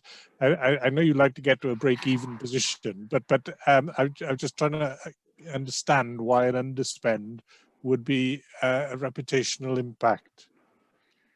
Yeah, that's a good question, Gareth. I suppose it's how you interpret the word reputational. I suppose I was speaking from a pure finance perspective. in terms of our relationship with finance colleagues in Welsh Government in that respect, because they do expect us, of course, to try and come in on budget, as close to budget as possible, because they themselves have to manage the overall health budget, obviously, that they are managing, and that relates to the whole of the NHS organisations, who, of course, have got a responsibility to try and deliver. If you actually combine all of the outturns across the board with all of the NHS organisations, if they were all to spend on a relatively material basis, then that would cause our Welsh Government finance colleagues, I would suggest, some embarrassment at least, because obviously of all of the efforts and the work that they've done in securing their additional money for the NHS this year, particularly obviously in the COVID and climate. So that's really what I was referring to in that statement. It's a perverse position in a way, isn't it? But I understand where you're coming from. Yeah. So I know Martin wanted to come in, but Steve, did you want to directly respond to that matter, or is yours something different? Mute. No, it's that matter, Donna. Just add to what Mark said. I think the issue being any underspend is lost. It can't be used in the future. So therefore, you have the land was the proverbial in the days of the jumbo jet on a postage stamp. So it's fine margins on this, and we have jumbo jets anymore. Thank you. You're very quiet there, Steve. I don't know if you can do anything about that for later on. Do you want to come in before Martin, Mark? Yeah, sorry, I was just to add that what Steve said, obviously, in terms of losing funding because we have no carryover facility. And indeed, that's not only relevant to Velindre and the other NHS organisations, but it's also relevant to the health budget as a whole within Welsh Government, because effectively they will also surrender their underspend to the central finance function in Welsh Government, who will then put that money in the pot for redistribution in the following year's plan, within constraints themselves, because the finance function, the Welsh Government as a government, also has limits on its ability to carry over money that it gets from the Treasury. So it's all actually, that's why we make efforts to try and actually obviously deliver as close to that number as possible. Yeah, spend it or lose it. Yeah. Martin. And a really important point here, it's not as though we're scratching around to find things to spend it on. We always have less money than we need, and we always survive. This is about having sort of shovel-ready projects. So if there are unforeseen circumstances, we can always use it. I think that's important to note. It's not as though we're squandering it to use it or lose it. It's a matter of there's always a need and there's always a demand, and we find relevant items to spend it on. So I agree with that reputational damage. I think it would be a Western Mail headline, wouldn't it, if Velindre was given money to fund patients and they didn't spend it. I think that would be a sort of yes, we'll do a far more challenging meeting. Can I just talk more generally about the paper? I mean, I think first of all we should commend Mark again, because all of the major targets in Power 2.1 of the cover paper were all green, which is terrific. And that, as Steve said, the landing the jumbo jet on a postage stamp is always tricky and cannot be more tricky than it has been this year. And perhaps I should save the praise until we get to the end of the year, but it currently looks as though the flight path to follow that analogy through is working. Can I just ask one question specifically about the paper itself? There's a paragraph, which I will now struggle to find, which refers to efficiency savings, which is the bottom of page 3. And it basically says that because of COVID, our efficiency saving plan has gone out the window, and the Welsh Government therefore will make up that saving. Is that, am I reading that right? So we can't do the things we wanted to do for whatever reason. COVID has changed the world, and because of that, we don't get punished. Was that my reading of that? Essentially, Martin, yes, you're correct. In terms of the support that we've had from government this year because of the COVID situation, it's not only to replace additional costs that we may have incurred directly as a result of COVID, but it's also actually to ensure that we were not sort of financially disabled, if you like, as a result of potentially, for example, losing income as well from things like research, for example. but also our plan, of course, was balanced on the basis that we would deliver a certain level of savings, and a number of those savings related to workforce sort of redevelopment and different ways of working, which of course we haven't been able to enact this year because of the climate.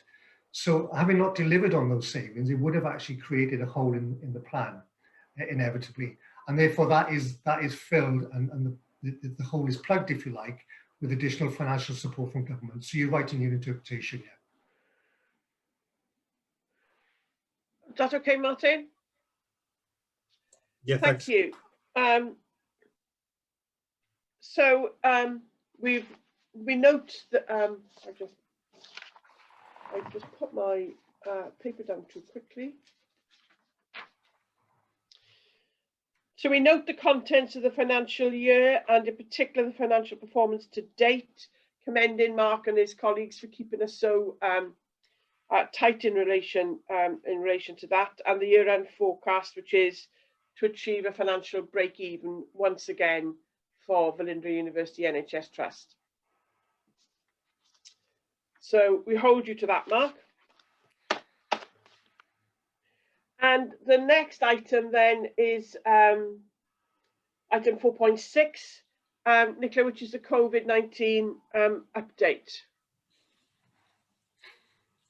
Nicola, I don't know if you know, just before you start, I've had an email this morning from the programme board with the latest figures. Presumably you got that as well, for vaccination, for example. I have, well, for the trust, yes. Yeah, okay. Thank you. Thank you. Stephen. I'm going to kick off. Oh, sorry, Steve. So I hand over to Kathleen. I think this is going to be probably a 4 or 5 part conversation between us all, but I think we'll come out and we'll aim not to repeat some of the things that are in the paper, just and leave as much time for Q&A. I think is going to be important on this. Just a little bit of national context. You've seen yesterday the numbers continue to come down in Wales. Prevalence now just over 200 per 100,000, from a peak of getting on for 700 before Christmas. Highest numbers at that stage were 1,300, and I think they're now about 400 and something, just below 500. Lockdowns clearly having a significant impact, but pressures on the system is still high because the admissions that have been in the system for weeks, and the length of stay of COVID patients is quite a lot longer than our usual group of patients we'd expect in this time of year. So it is having an impact, and all of that has an impact on us. I think we see coming through. Our response to that has been multifaceted, but the important one that we touched on already is the response to the vaccination programme, and Nick's leadership in pushing that on has been huge, with, as you will say, a lot of energy and enthusiasm and hard work from a lot of people in support of that across the trust. And you will have witnessed that on Sunday, Donna, when you were there. We have had a couple of outbreaks. The paper refers to them, one in headquarters, and that outbreak management is still going on, and one on the first floor ward in the cancer centre as well, and some of the details in the paper around that. As the paper says, we have had recommendations out of that. One of them was about how we enhance the split and separation on the site. We've been working through that, and there's a paper being finalised which would give us some options. It's not urgent given that national position at the moment, but we need to have that in hand, so that if we ever need it again, that we would have it in place, and that would be shared with the board at some point soon. The paper's drafted, it just needs to find the right slot to come through in terms of the board cycle. And it also gives us the opportunity, what we'll do is engage with Stephen on that particular option as well. So your site is, Stephen, about patient impact and your views on any change we might have to put in place at a future point. But I think I'll stop there, because I think I just want to give a bit of national context for what's going on. And clearly none of us know where lockdown is going to take us next in terms of next step from government. Thank you, Steve. So who's going to take Appendix 1, the vaccination strategy? Thank you, Chair. That would be myself. So attached in Appendix 1 is the Wales strategy that was published on the 11th of January in relation to vaccination. So I felt it was important that board members were cited on that. And if I may, also draw board members' attention to Appendix 2, which is the Velindre's strategy/plan. I will say with the caveat that it is continuing to change, and we are remaining extremely agile as an organisation to be able to respond to national need. I wish to draw the board's attention to the fact that Velindre Trust has not got any statutory responsibility around vaccination of population, and historically Velindre has volunteered to vaccinate employees in relation to flu. We commenced in that vein with the vaccine programme and vaccinated our frontline patient-facing, donor-facing clinical staff initially for COVID. We realised what we were able to do, and therefore have taken, with Welsh Government support, a wider role in relation to providing vaccines for other NHS frontline staff, and that has included a number from WAST, some pockets of staff that Cardiff and Vale were responsible for vaccinating, such as hospices, and also more recently, as last weekend, some of the labs that are non-NHS that are supporting COVID testing, etc. We have widened that now and are including population patients, and we have been doing the cancer centre patients in line with national priority groups. The most up-to-date figures are, as of yesterday, 3,522 people first dose. Clearly, we will also be responsible for giving those individuals second dose. We are now, we ran our first extended weekend last weekend, and we're able to vaccinate 1,006 people during that time. So we now know what we can deliver on a weekly basis, and we'll endeavour to do that in conjunction with Welsh Government colleagues. I just wanted to say how in awe I am of everybody involved in the process. There are many, hidden people in the process.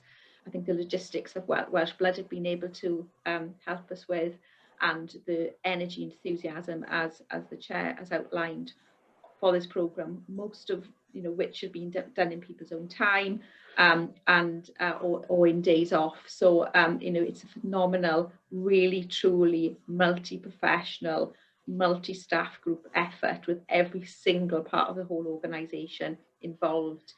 So I don't just want to thank our vaccinators, because without everybody else, then we would not be able to do what we're doing. So, and I hope as an organisation we can. Well said, Nicola. Well said. Thank you. I can't see any hands up, so I'm going to move us straight on to 4.6, which is an important paper, which is about the clinical framework for defining the clinical model and treatment decision making during wave 2 of COVID. So Chair Jazz is going to cover this off, and then I'll just come back to take any other questions anyone's got. Jazz? Thank you, Chair. I think this is an important paper, and it has been a very useful framework that we have used throughout this pandemic. And you have seen previous versions. This is the most up-to-date version, given where we are in what we are calling wave 2 or phase 2 of the COVID pandemic. And I think what we are reminded about is, of course, that in the midst of this, we have continued to deliver safe cancer services for our patients and have prioritized that. And in fact, there is in fact very little that we've stopped doing through this pandemic, including, we've continued to recruit into clinical trials, etc. And we've been able to do that because we have had a structured approach to doing things. The key points with the principles are that we have ensured that patient care and safety is at the heart of this. You know, it's all been built around that as a priority, that we have had to consider the clinical need in order to prioritize care. And we have aimed, and I think this is an important principle, to try and provide care at home or as close to home as possible. And it's one of the things that really I was going to say earlier in response to a point that Stephen Harris made about how will we manage to do all of this ongoing. I think we do need to consider some of the principles that we've also written into our Transforming Cancer Services program, that you know, there is an opportunity to fast track some of those. For the purpose of coming back to this paper, we also need to consider our staff safety and well-being in parallel to delivering good patient care. And the clinical principles, you know, it has been a challenge because of the dynamic situation. So just sort of explaining that this paper, in a sense, is also has had to be flexible in terms of its prioritization according to the background risk, according to our limited, you know, Velindre Cancer Center estates, size of our corridors, the setup of our infrastructure has limited some of the optimization of infection and prevention control principles. So we've had to adapt to that. Individual patient risks come into it, which will include things like age and performance status, and the sites of the disease and comorbidities. And we've had to balance the risk of potentially, you know, the balance of harm from getting COVID versus not receiving your cancer treatment. And we've constantly had to come back to that and refresh, learn, and ensure that the principles are applied appropriately. So I think that it's really bringing to you the most up-to-date draft version, which upon your approval will then be formalized into the process. It's, you know, there are things that have changed from the original document, and that's largely reflecting the change in background risk, the change in our ability to adapt, use digital enablement. And that's a point we touched on earlier about what will that mean for the future. Obviously other things such as testing and vaccination, which will also impact on this principles document. I should say, to assure you that this is aligned and in fact has led the way for cancer services across Wales. So our document has been shared and used, and it's also in line with national UK cancer documents. Thank you. Any questions? Thank you, Jazz. You say this is the third iteration, very much a kind of dynamic, organic document which develops as COVID is developing. I can't see any questions. So are we moving on to 4.6C, which is SACT principles? So I should explain, Chair, that document was embedded within the clinical principles document, so for transparency has been attached, but it gives further detail into how the prioritization happens. Yeah, thank you, Jazz. And the recovery phase. So again, Chair, this has just got the highlights of the change. So it reflects the previous paper, but it's got the highlights of where there were changes made to the original document, so that it's easy for people to see where those changes have been made. I can't see any hands up. Thank you for those very detailed, comprehensive reports. So what we're asked to do is to approve the updated Velindre Cancer Centre clinical framework for defining the clinical model and treatment decision making. So I'm asking for board approval for that. Can you please signal that you approve? Thank you. And then we're noting the current position in relation to the COVID-19 pandemic. We're also noting the Welsh Government vaccination strategy, and we're noting the Trust's working COVID-19 vaccination plan, because that can change sometimes twice in a day, Nicola, So we have to be very flexible, nimble, fleet of foot. Steve, I don't mean to bounce you, but I just wondered if before we move on to the next section of the agenda, you could just very quickly brief us about plans that will come to this board in due course about the management of space in the cancer centre in the event of a COVID outbreak. You're on mute. So I did mention that in my intro to the situation. One of the requests, one of the recommendations was for us to look at clearer separation on the first floor. Steve, you're very quiet, and this is just me. It shouldn't be. No, your sound quality's pretty bad. Is it? It'd be worth coming out and in again. Oh, well, I'm not sure there's much I can do about that at the moment. Once I'm told. Can you hear me? Oh, that's better. Is that better?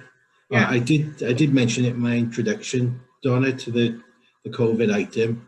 That one of the recommendations out of the outbreak report was for us to consider separation around the first floor ward, and we've been working on that paper in terms of a risk assessed basis and in terms of balance of harms and impact on other services as well. So there's a paper that's been finalised. It was not done in time for the board, but we will feed that into a board cycle for us to continue to be a contingency for us to utilise in the future, should we need to. And it'll also give us, as I mentioned, the opportunity to engage with Stephen on that from a CHC point of view in between as well. Thank you. And I think it was the second half of that I was just wanting Yes.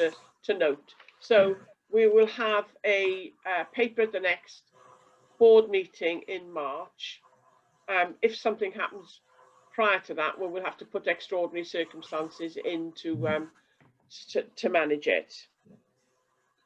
Thank you, sir. I'm going to log back out and come back in just to see if it improves. Okay. My link. Can we carry on?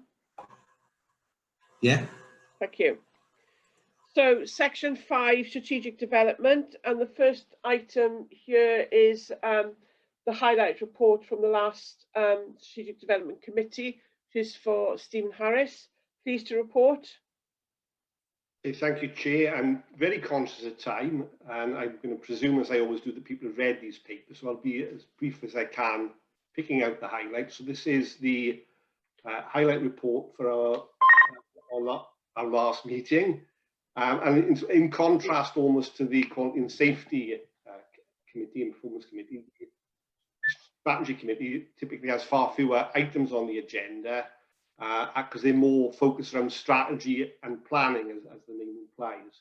We spent quite a bit of time discussing the proposals to develop basically a 10-year strategy between 2020 and 2030.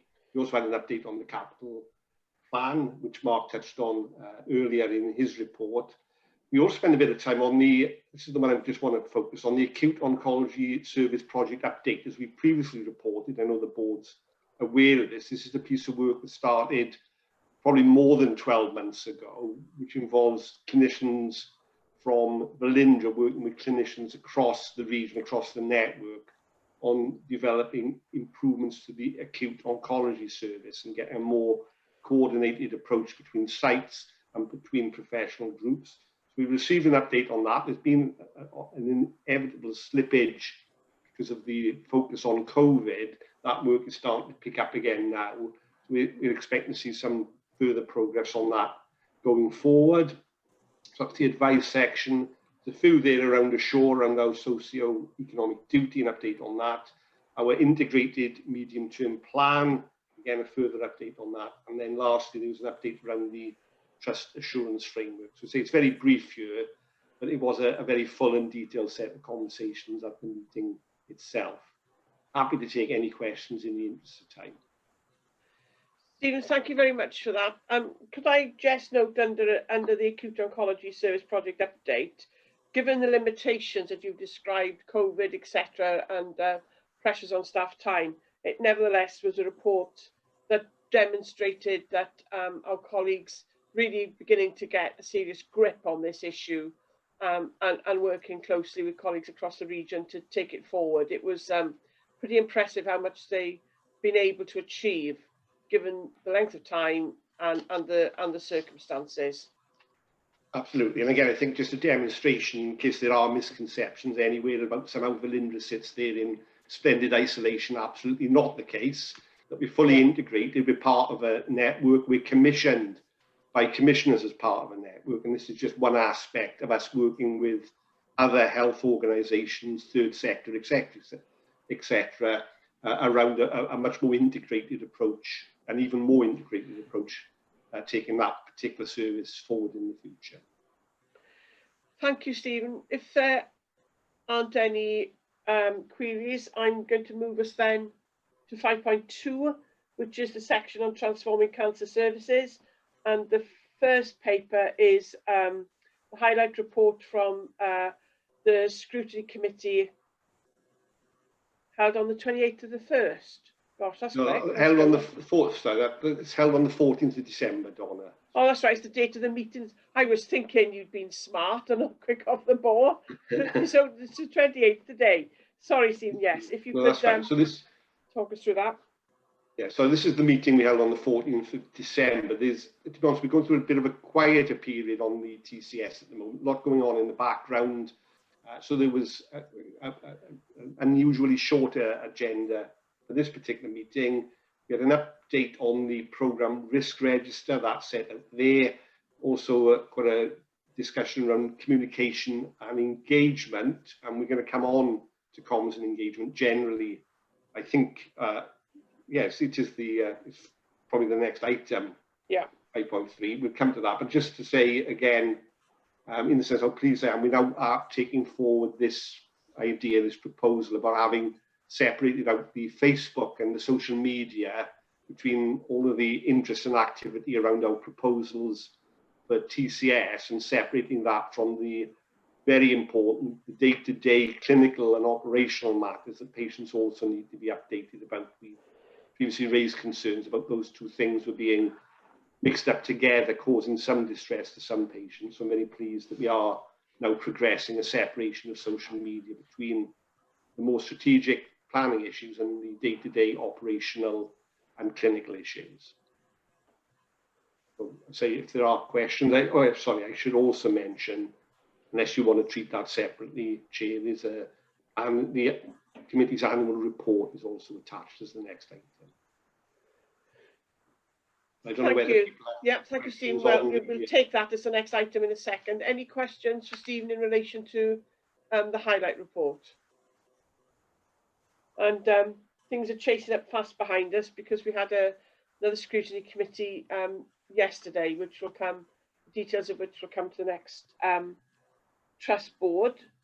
So 5.20B is the annual report of the Trust Scrutiny Committee. Stephen, can I say I'm just very grateful to you for chairing this committee on behalf of the Trust. A lot of the papers which come are very detailed, long and technical, and it really does take some outstanding leadership to steer us through all of these papers, and I'm very grateful to you, Stephen. So on behalf of the board, thank you. Oh, it's very kind, thank you. Obviously, it's a team effort, but as you say, there's an awful lot of detail. As you know, yesterday at the Scrutiny Committee, when we received the update on the integrated radiotherapy service, I think there was something like 1,000 pages of documentation that we had to work our way through in terms of that particular important development. So it is very challenging, but I do need to thank the executive and their team for making it as easy as they can for us independent members to understand not only the proposals, but the processes which have been gone through to get us to that stage. It's about then being confident as much in the processes as it is as being confident in the proposals themselves. So I just want to say a thank you to the executive and their teams for helping me and colleague IMs in that part of the activity. Thank you. Do you want to... I just to say that the report is there. Again, in the interest of time, I'm going to assume people have read it. It's for the period ending October 20, so it is several months down the line. I lost track of why this committee's report for the year is for the year end in October. I suspect at some point we started out in an October and have stuck with that 12-month cycle. Whether we eventually want to move to a report at the end of March each year, we can discuss that. But the report is there, and I'm happy to take any questions on it.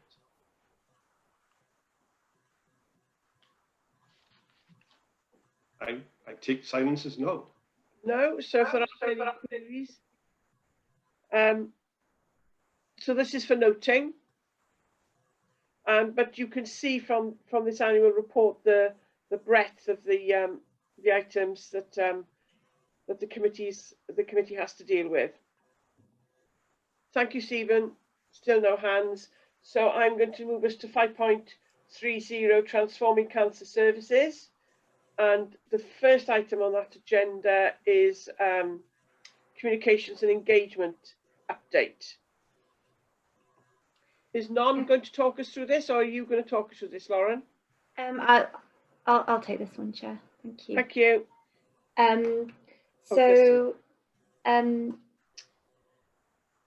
As you will have seen in the paper, what we are doing is explaining the engagement and communication activity since we last met as a board, and then what's planned for the next phase.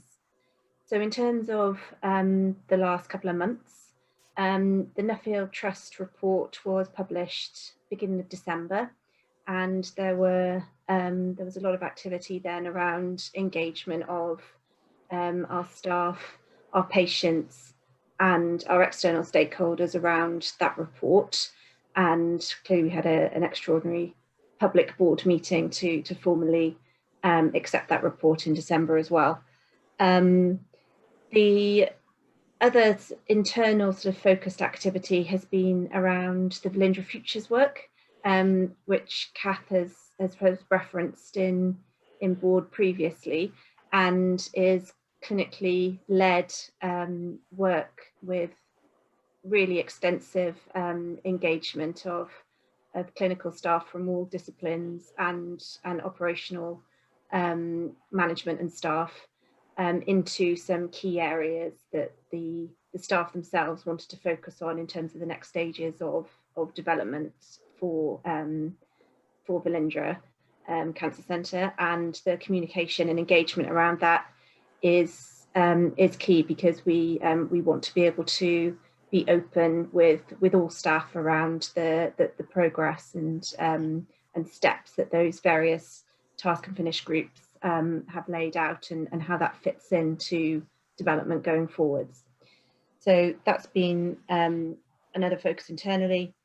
In terms of the plans for the new cancer centre itself, there's been two sort of prongs of listening. So one is with staff through some of the senior team for the programme, attending all departmental meetings, updating staff and listening to their views about how best communication will happen going forwards.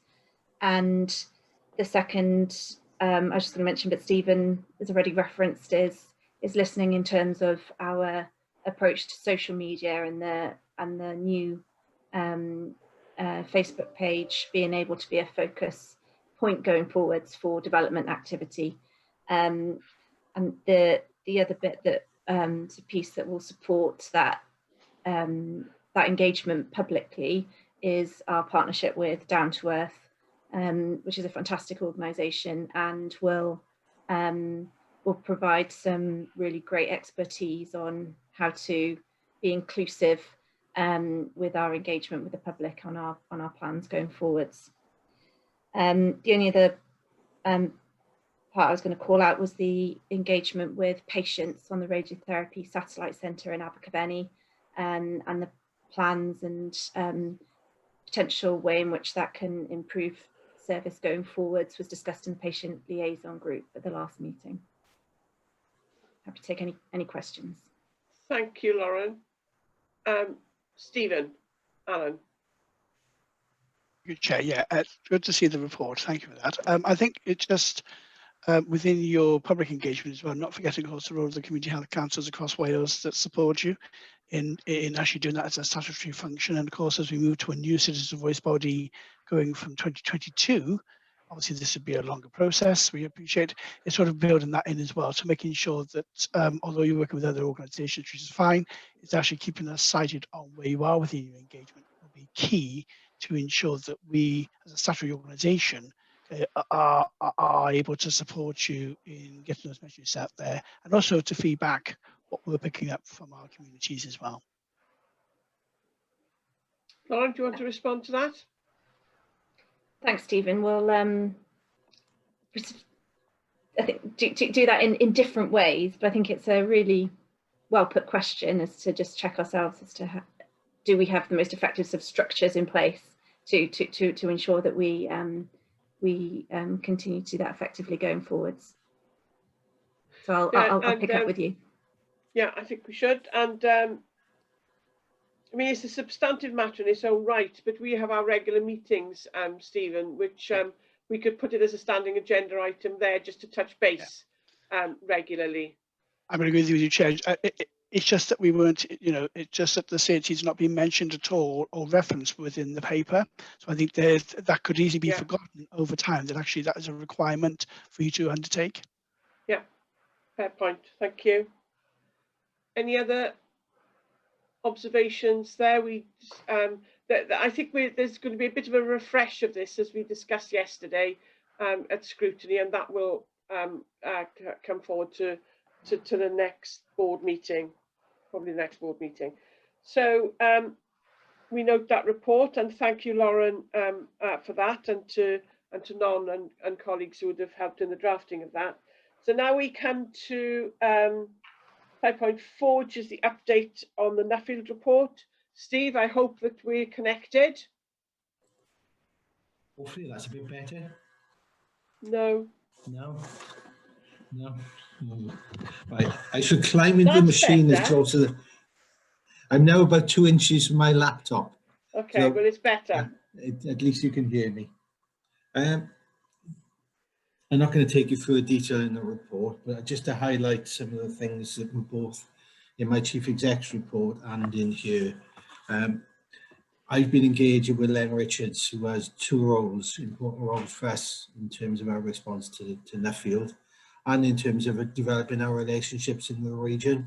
Firstly, as chair of the CCLG, the Cancer Collaborative Leadership Group, which Len chairs on behalf of the region. And secondly, in our direct relationship with Cardiff and Vale. Len and I have had many conversations over the last couple of months, as you could understand. And CCLG met last week. Now, unfortunately, I wasn't able to be there, but he did receive the Nuffield report and accepted the recommendations. And the next step that we've agreed is to establish a workshop for all relevant parties to take forward how we want to work as a region and the development of the CCLG, and that will be happening in February, I believe. So that happened last week, and that was a big step forward in terms of having that discussion. I know Jazz led on my behalf as I couldn't be there, and in our own right, actually, in terms of the conversation. CCLG also received a couple of our really important pieces of work. We talked about the acute oncology presentation that went to the strategic development meeting. That went to CCLG last week, and that was agreed to be taken forward through the IMTP processes with a couple of steps. So there will be developments being built into future plans for the health boards themselves around acute oncology, and that's been no mean feat in the middle of the COVID pandemic to get to that point. The other thing that was really important for Len and I in that meeting was to actually improve the comms that came out of the meeting, and non-attending has been drafting something up which will go out hopefully this week around that meeting, or maybe early next week, so that can be shared across the region about the work that's being done and the steps that are being taken. The other aspect of certainly my conversation with Len has been about the establishment of a relationship board between Cardiff and Vale and ourselves to take forward our recommendations in the report around our presence on the Heath site and how we build both from an R&D in acute oncology and in terms of support our patient on that site. And the first meeting of that is in the diary for, I think, next week actually, to agree how that gets established and how we work through the issues that we want to get in there. I'm also talking to the other two chief execs in terms of next steps within Cwmtaf and within Alan Bevan. And I know Jazz is talking to both the MDs and the cancer leads across the region as well. So we're engaging out there. We haven't forgotten about engaging in the organisation. I think that's something that we are picking up as the next steps in terms of our internal engagement, building on the Velindre Futures work as our internal vehicle for taking that work forward. I think, Giles, unless you want to add anything to that at this stage, or Lauren? Yes, thank you, Steve. I am happy to. Just reporting back on the CCLG meeting from last week. I think, you know, I think that we can move forward in a position of strength, following on from where we are now with the Nuffield report. I was able to really share with the group what the report means for us, Velindre NHS Trust, but also invite in, you know, Nick Lyons from Cwmtaf, Meryl Jenny from Cardiff and Vale, Ian Williamson from Aneurin Bevan, to have a collective conversation about what the report means for them and their organisations. We also had Paul Buss representing Powys on the call. And I think it was, you know, a very constructive conversation that we were having as a region, and really starting to have conversations about, you know, how can we collectively improve outcomes for cancer patients in South East Wales? You know, what does the Nuffield report mean in order for us to achieve that? And some of the positioning around improving the coordination of care for acutely unwell patients, you know, enhancing the research agenda, considering the principles we've talked about around care closer for home, and that may be delivered through the Velindre Acts at each health board. I think there was real enthusiasm and a sort of renewed energy to look at these pieces and move forward. So I think I just wanted to share that with the group, with the board today, really, that it was a very positive discussion. Thank you. Thank you. Thank you, Jazz. Any queries, questions, observations? So, Steve, thank you for the report. I noticed that, I think it was Carl, and I don't know, he's taken the recommendations and categorised them, which is very helpful. And I'm just wondering, will we receive future reports against this this categorisation? Yes, is that the intention? I think that, yes, we will. We will continue to update the board. Hopefully, you can hear me, and we'll also be working through the detail of some of those in that workshop I mentioned earlier. Yeah. Okay, so thanks, Steve. Lauren? I mean, and just to add to that, so the way in which they're laid out here in terms of the recommendations, where they will be delivered, and as Steve says, we'll continue to add the detail. We are going to publish on our intranet and internet as well, so that going forwards, there'll always be that clear, transparent place where staff or members of the public can see the recommendations and the progress against it. So that's pretty much there now. We'll be able to. So when will you start populating that, or next week? So the first version is what will just be this in terms of the recommendations and the type of action they are, whether it's regional, etc. So, but then that continue to add more detail. So there's a bit of a matrix really, which is whether it's strategic leadership, service change, infrastructure and investment, and with a matrix which is about whether this is unique to Velindre or regional. Yeah. So that would be hopefully. So you start populating that now immediately. Yeah, and share that. Yeah. Thanks, Lauren. So we've noted the update and that we're going to receive a further report which sets out a final action plan to deliver the recommendations as set out in this format, and that we note and welcome that that this report and its subsequent iterations are going to appear on the intranet and the internet. Thank you, Lauren. So the next item on our agenda is at 5.50, which is socio-economic duty, which seems to be the phrase of the month at the moment. Lauren, you're the trust key link for this, aren't you? So can I hand over to you to talk us through this paper, please? Thank you, Chair. So as the paper says, the last time we actually spoke about this was almost a year ago in a board briefing session in February 2020 as a whole board. And at that time, the Act was due to come in force at the end of March 20, which was then postponed by government due to COVID, and is now coming into force the end of March 21. So appreciate it's been a little while. So just to remind ourselves as to what socio-economic duty is, it's the obligation on a defined set of public bodies, of which NHS, health boards and trusts are part of that, to ensure that due regard is played to socio-economic disadvantage as part of strategic decision making. So this is why there's such an emphasis on the importance of board understanding and engagement of this matter due to that that focus on strategic decision making. And as it explains in the legislative context, the duty is part of the Equality Act of 2010, which previously hadn't been enacted.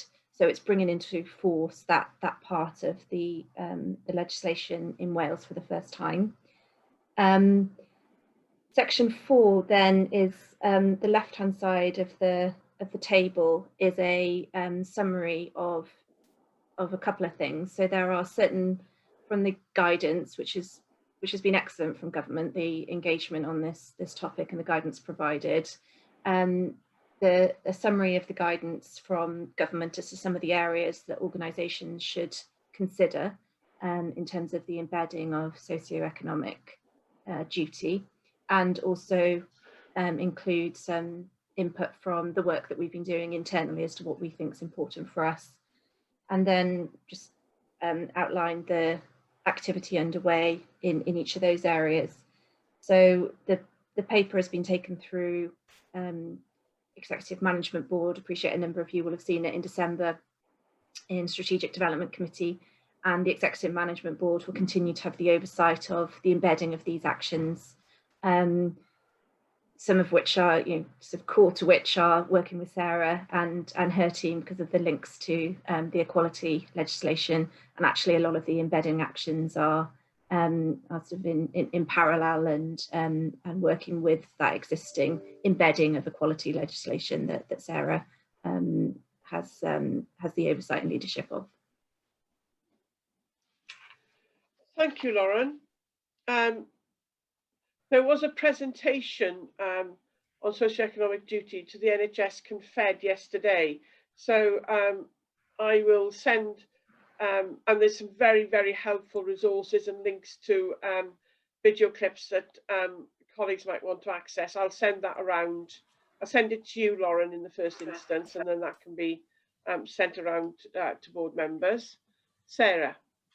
Yeah, just wanted to add, Chair, that there's also been a mapping guide released this week, which supports us really to meet the requirements of this socio-economic duty, the public sector equality duty, and the wellbeing duty under the Future Generations Act, because clearly these things are all linked together as indicated in Lauren's paper. So I think, as Lauren said, the guidance and the tools that are becoming available actually should really help us work seamlessly across our work streams here, because we need to join this up. Yeah, thanks, Sarah. And for IMs, the government has also released the socioeconomic duty scrutiny framework. So that will be very helpful to us as IMs when we're making strategic decisions, or indeed when we're reviewing performance against strategic decisions already made. So I'll send that to yourself, Lauren, and perhaps you could be kind enough to circulate that to the board. Yes, of course. So no other hands up. So for today, just to bring this item to a close, we're asked to support the ongoing development of the areas of work that Lauren's highlighted in this paper. So I'm sure that we do that. And to support the oversight mechanism being through the Executive Management Board in the lead up to March 2021, given also appropriate engagement and education with the divisional senior management teams and other key strategic leadership roles. But I do think that that things need to come to board as well, so that it will be for board to take a view also as to, or to hold the exec, if I like, the exec management board to account for delivery on this duty. And perhaps we can offline discuss how often we need to do that. Does it need to be something which is added to as an addendum to all papers? Will there be a quarterly? I don't know what the answer is, but there must be opportunities given for board to hold the exec to account for delivering on this duty. So can we discuss how that might be taken forward, Lauren, offline, and bring that back to another meeting? Yeah, absolutely, including the self-assessment of board itself. Exactly. Strategic decision making. Yeah, agreed. Yeah. So I'd like to propose that we endorse this paper. Thank you, Lauren. And so now I am moving to 5.6, which is progress on the Q3 delivery plan. Mindful that it is now 12:30. Don't want to curtail any discussion, but it is 12:30. Is Phil still with us? I haven't seen his face for a while. Yes, yes, there you are, Phil. Yeah, can you hear me? Yeah. Yeah, thank you, Jen. I note your comments regarding time. And by default, the majority of the content of this paper being covered elsewhere on the agenda, to be honest. Yeah. So if I give a quick introduction to the paper, and suggest we open a discussion and invite any questions. So hopefully you're all well aware we've been planning on a quarterly basis since the beginning of this financial year. The cover paper you have covers a period October to December 2020. And I guess in terms of the plan, the key objectives were to meet demand for services for blood and cancer, to continue to provide good patient and donor experience, and to promote good staff wellbeing. And to that end, we developed a detailed action plan, which is appended to the plan. I won't go over all the actions, there's about 50 or 60. What we have done to help is we put an update against each of those actions. Section 2 then summarises the outputs of delivering that action plan. As I said, most of those outputs have been discussed either in the performance reports or the QSP reports. So literally, if I introduce the paper, Chair, I'm happy to open for discussion. Thank you, Phil. It's very helpful. Are there any questions for Phil? I don't think we've got any areas that are red, have we? No, we've got a number of ambers, Chair, and some which would be useful moving forwards was to almost put that into context, because some of those are the changing environment in health boards. So maybe we haven't delivered into action as planned, but maybe the cause and the effect could be better explained. Yeah. Thank you. Martin? Chair, that was pretty much my question really on the ambers. Some of them are quite clearly explaining where we are and why we are where we are. But I think some of them do need a little bit more context, but as a going concern, it's helpful. For example, one that I know I've discussed with others in recent times is on page 11 of 19. Very top where it talks about the revised plan for social media. And it says time frame now end of October 2020. So I'm guessing that isn't actually amber, that should be red, or unless that reference is wrong. So just the little things like that. I think I don't quite know how worried I should be about some of these ambers. If they're amber, I'm guessing there's nothing that's insurmountable, but yeah, that's a little bit more granularity would be helpful, I think. So. Yeah, noted, and we'll take that on board for the next meeting. Thank you. But are there any issues of concern or good practice that you want to point out to us, Phil? I think it'd be duplicating past agenda items, if I'm honest. Okay, okay, that's a fair point. Okay, fine. So for this item, we were asked to discuss and review, which we have done. So thank you, Phil. And we now come to integrated governance, and the first item on there is 6.10A, which is the Audit Committee Highlight Report. So I'm going to hand over to you, Martin, to present that. This is the Trust's audit report first, Audit Committee Highlight Report. We always save the best to last, don't we? This is specifically an extraordinary audit committee of the Trust, which we held to discuss matters relating to NHS and its transition to a strategic health authority. As you can see, the notes covered that area. Clearly, the committee spent quite a bit of time looking at this area. This was an extraordinary meeting we scheduled in December. We met again last week as an audit committee to cover it, and we will again in March.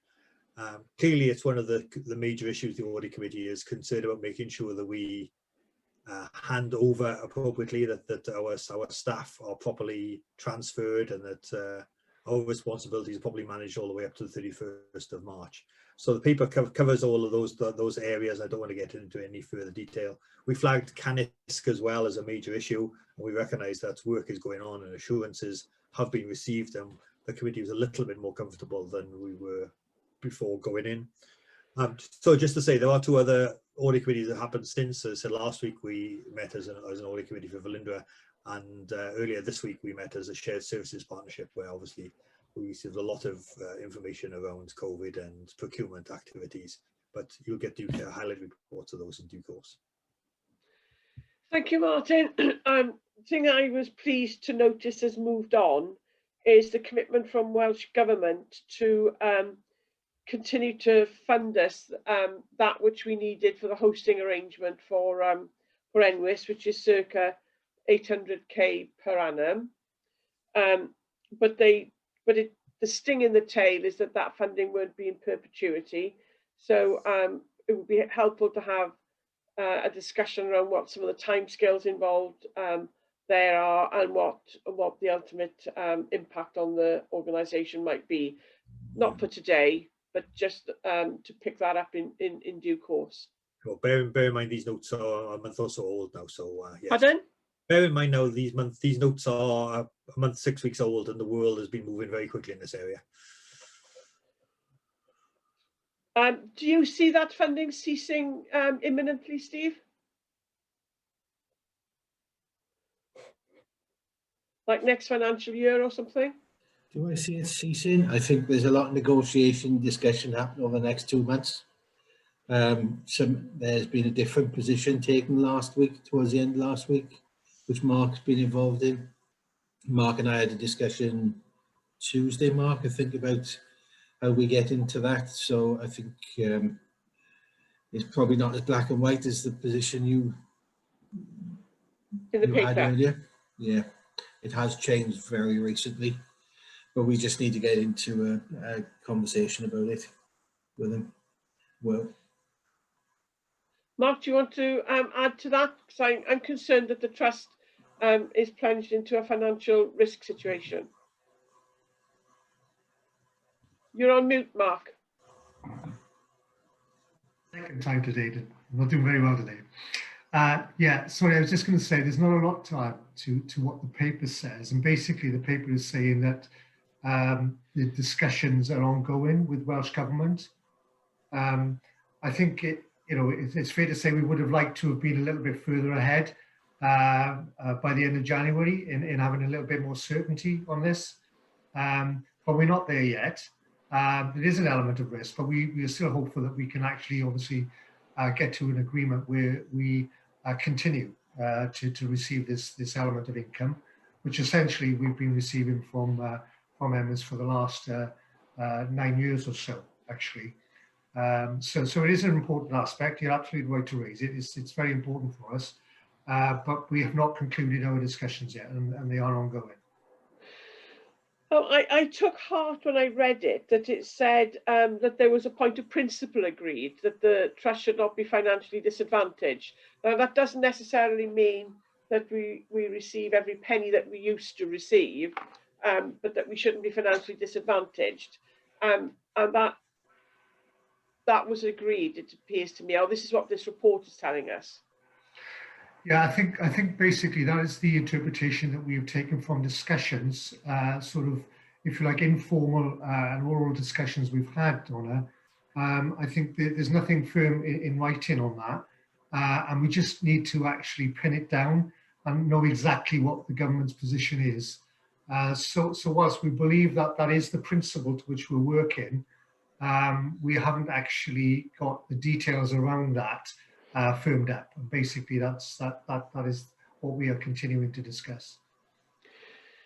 Perhaps we can pick that up outside the meeting, so I can see where we're going in relation to that, because that could constitute quite a risk to us if that's not resolved satisfactorily.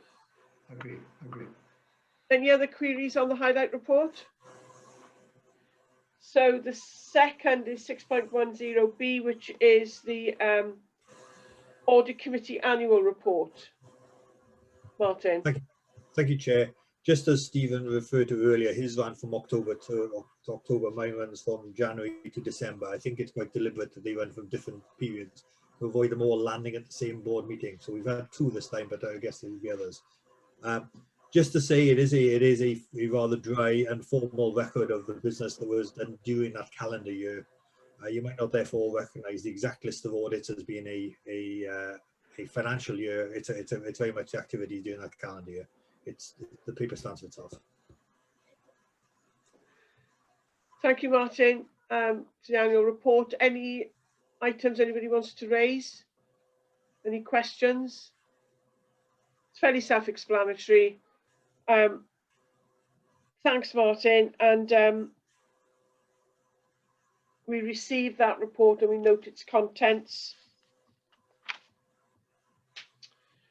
So we're coming to the end of the meeting. I would just want to say before winding up that RD&I is not on the agenda today, but we had our new reinvigorated RD&I committee meeting yesterday, and there will be a report to the next meeting. It was a positive meeting, Jazz, with lots of energy, and I'm confident that that agenda is being taken forward, and you will get a highlight report at the next trust meeting. I've not been informed of any other business, and that being the case, therefore, I wish to close the meeting and note the date and time of the next meeting is the 25th of March at 9:30 a.m. And that meeting, I anticipate, will take place via Zoom, as has this one.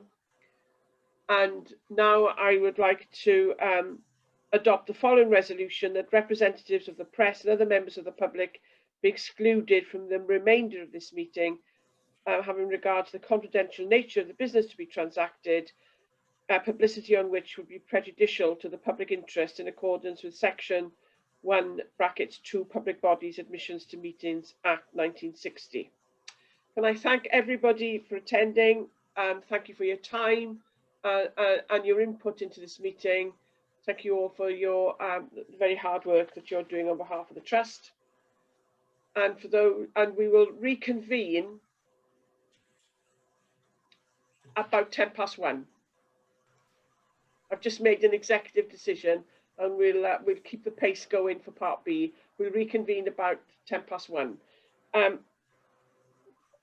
Can I just ask, do we stay online now, or do we come out? Do we come out? Do we? Yeah, okay, I mean, so Chair, can I just check? So we're meant to start Part B at 2 o'clock. Was it 2? I thought I wrote 1 down. 2. So I'm just conscious people may have meetings in between. Fair enough. Oh, lovely, because right. Sorry, I got 1 o'clock on my, I finished on time, colleagues. Yeah, can that be please noted in the minutes? So I'll see you all at 2. Thank you, Chair.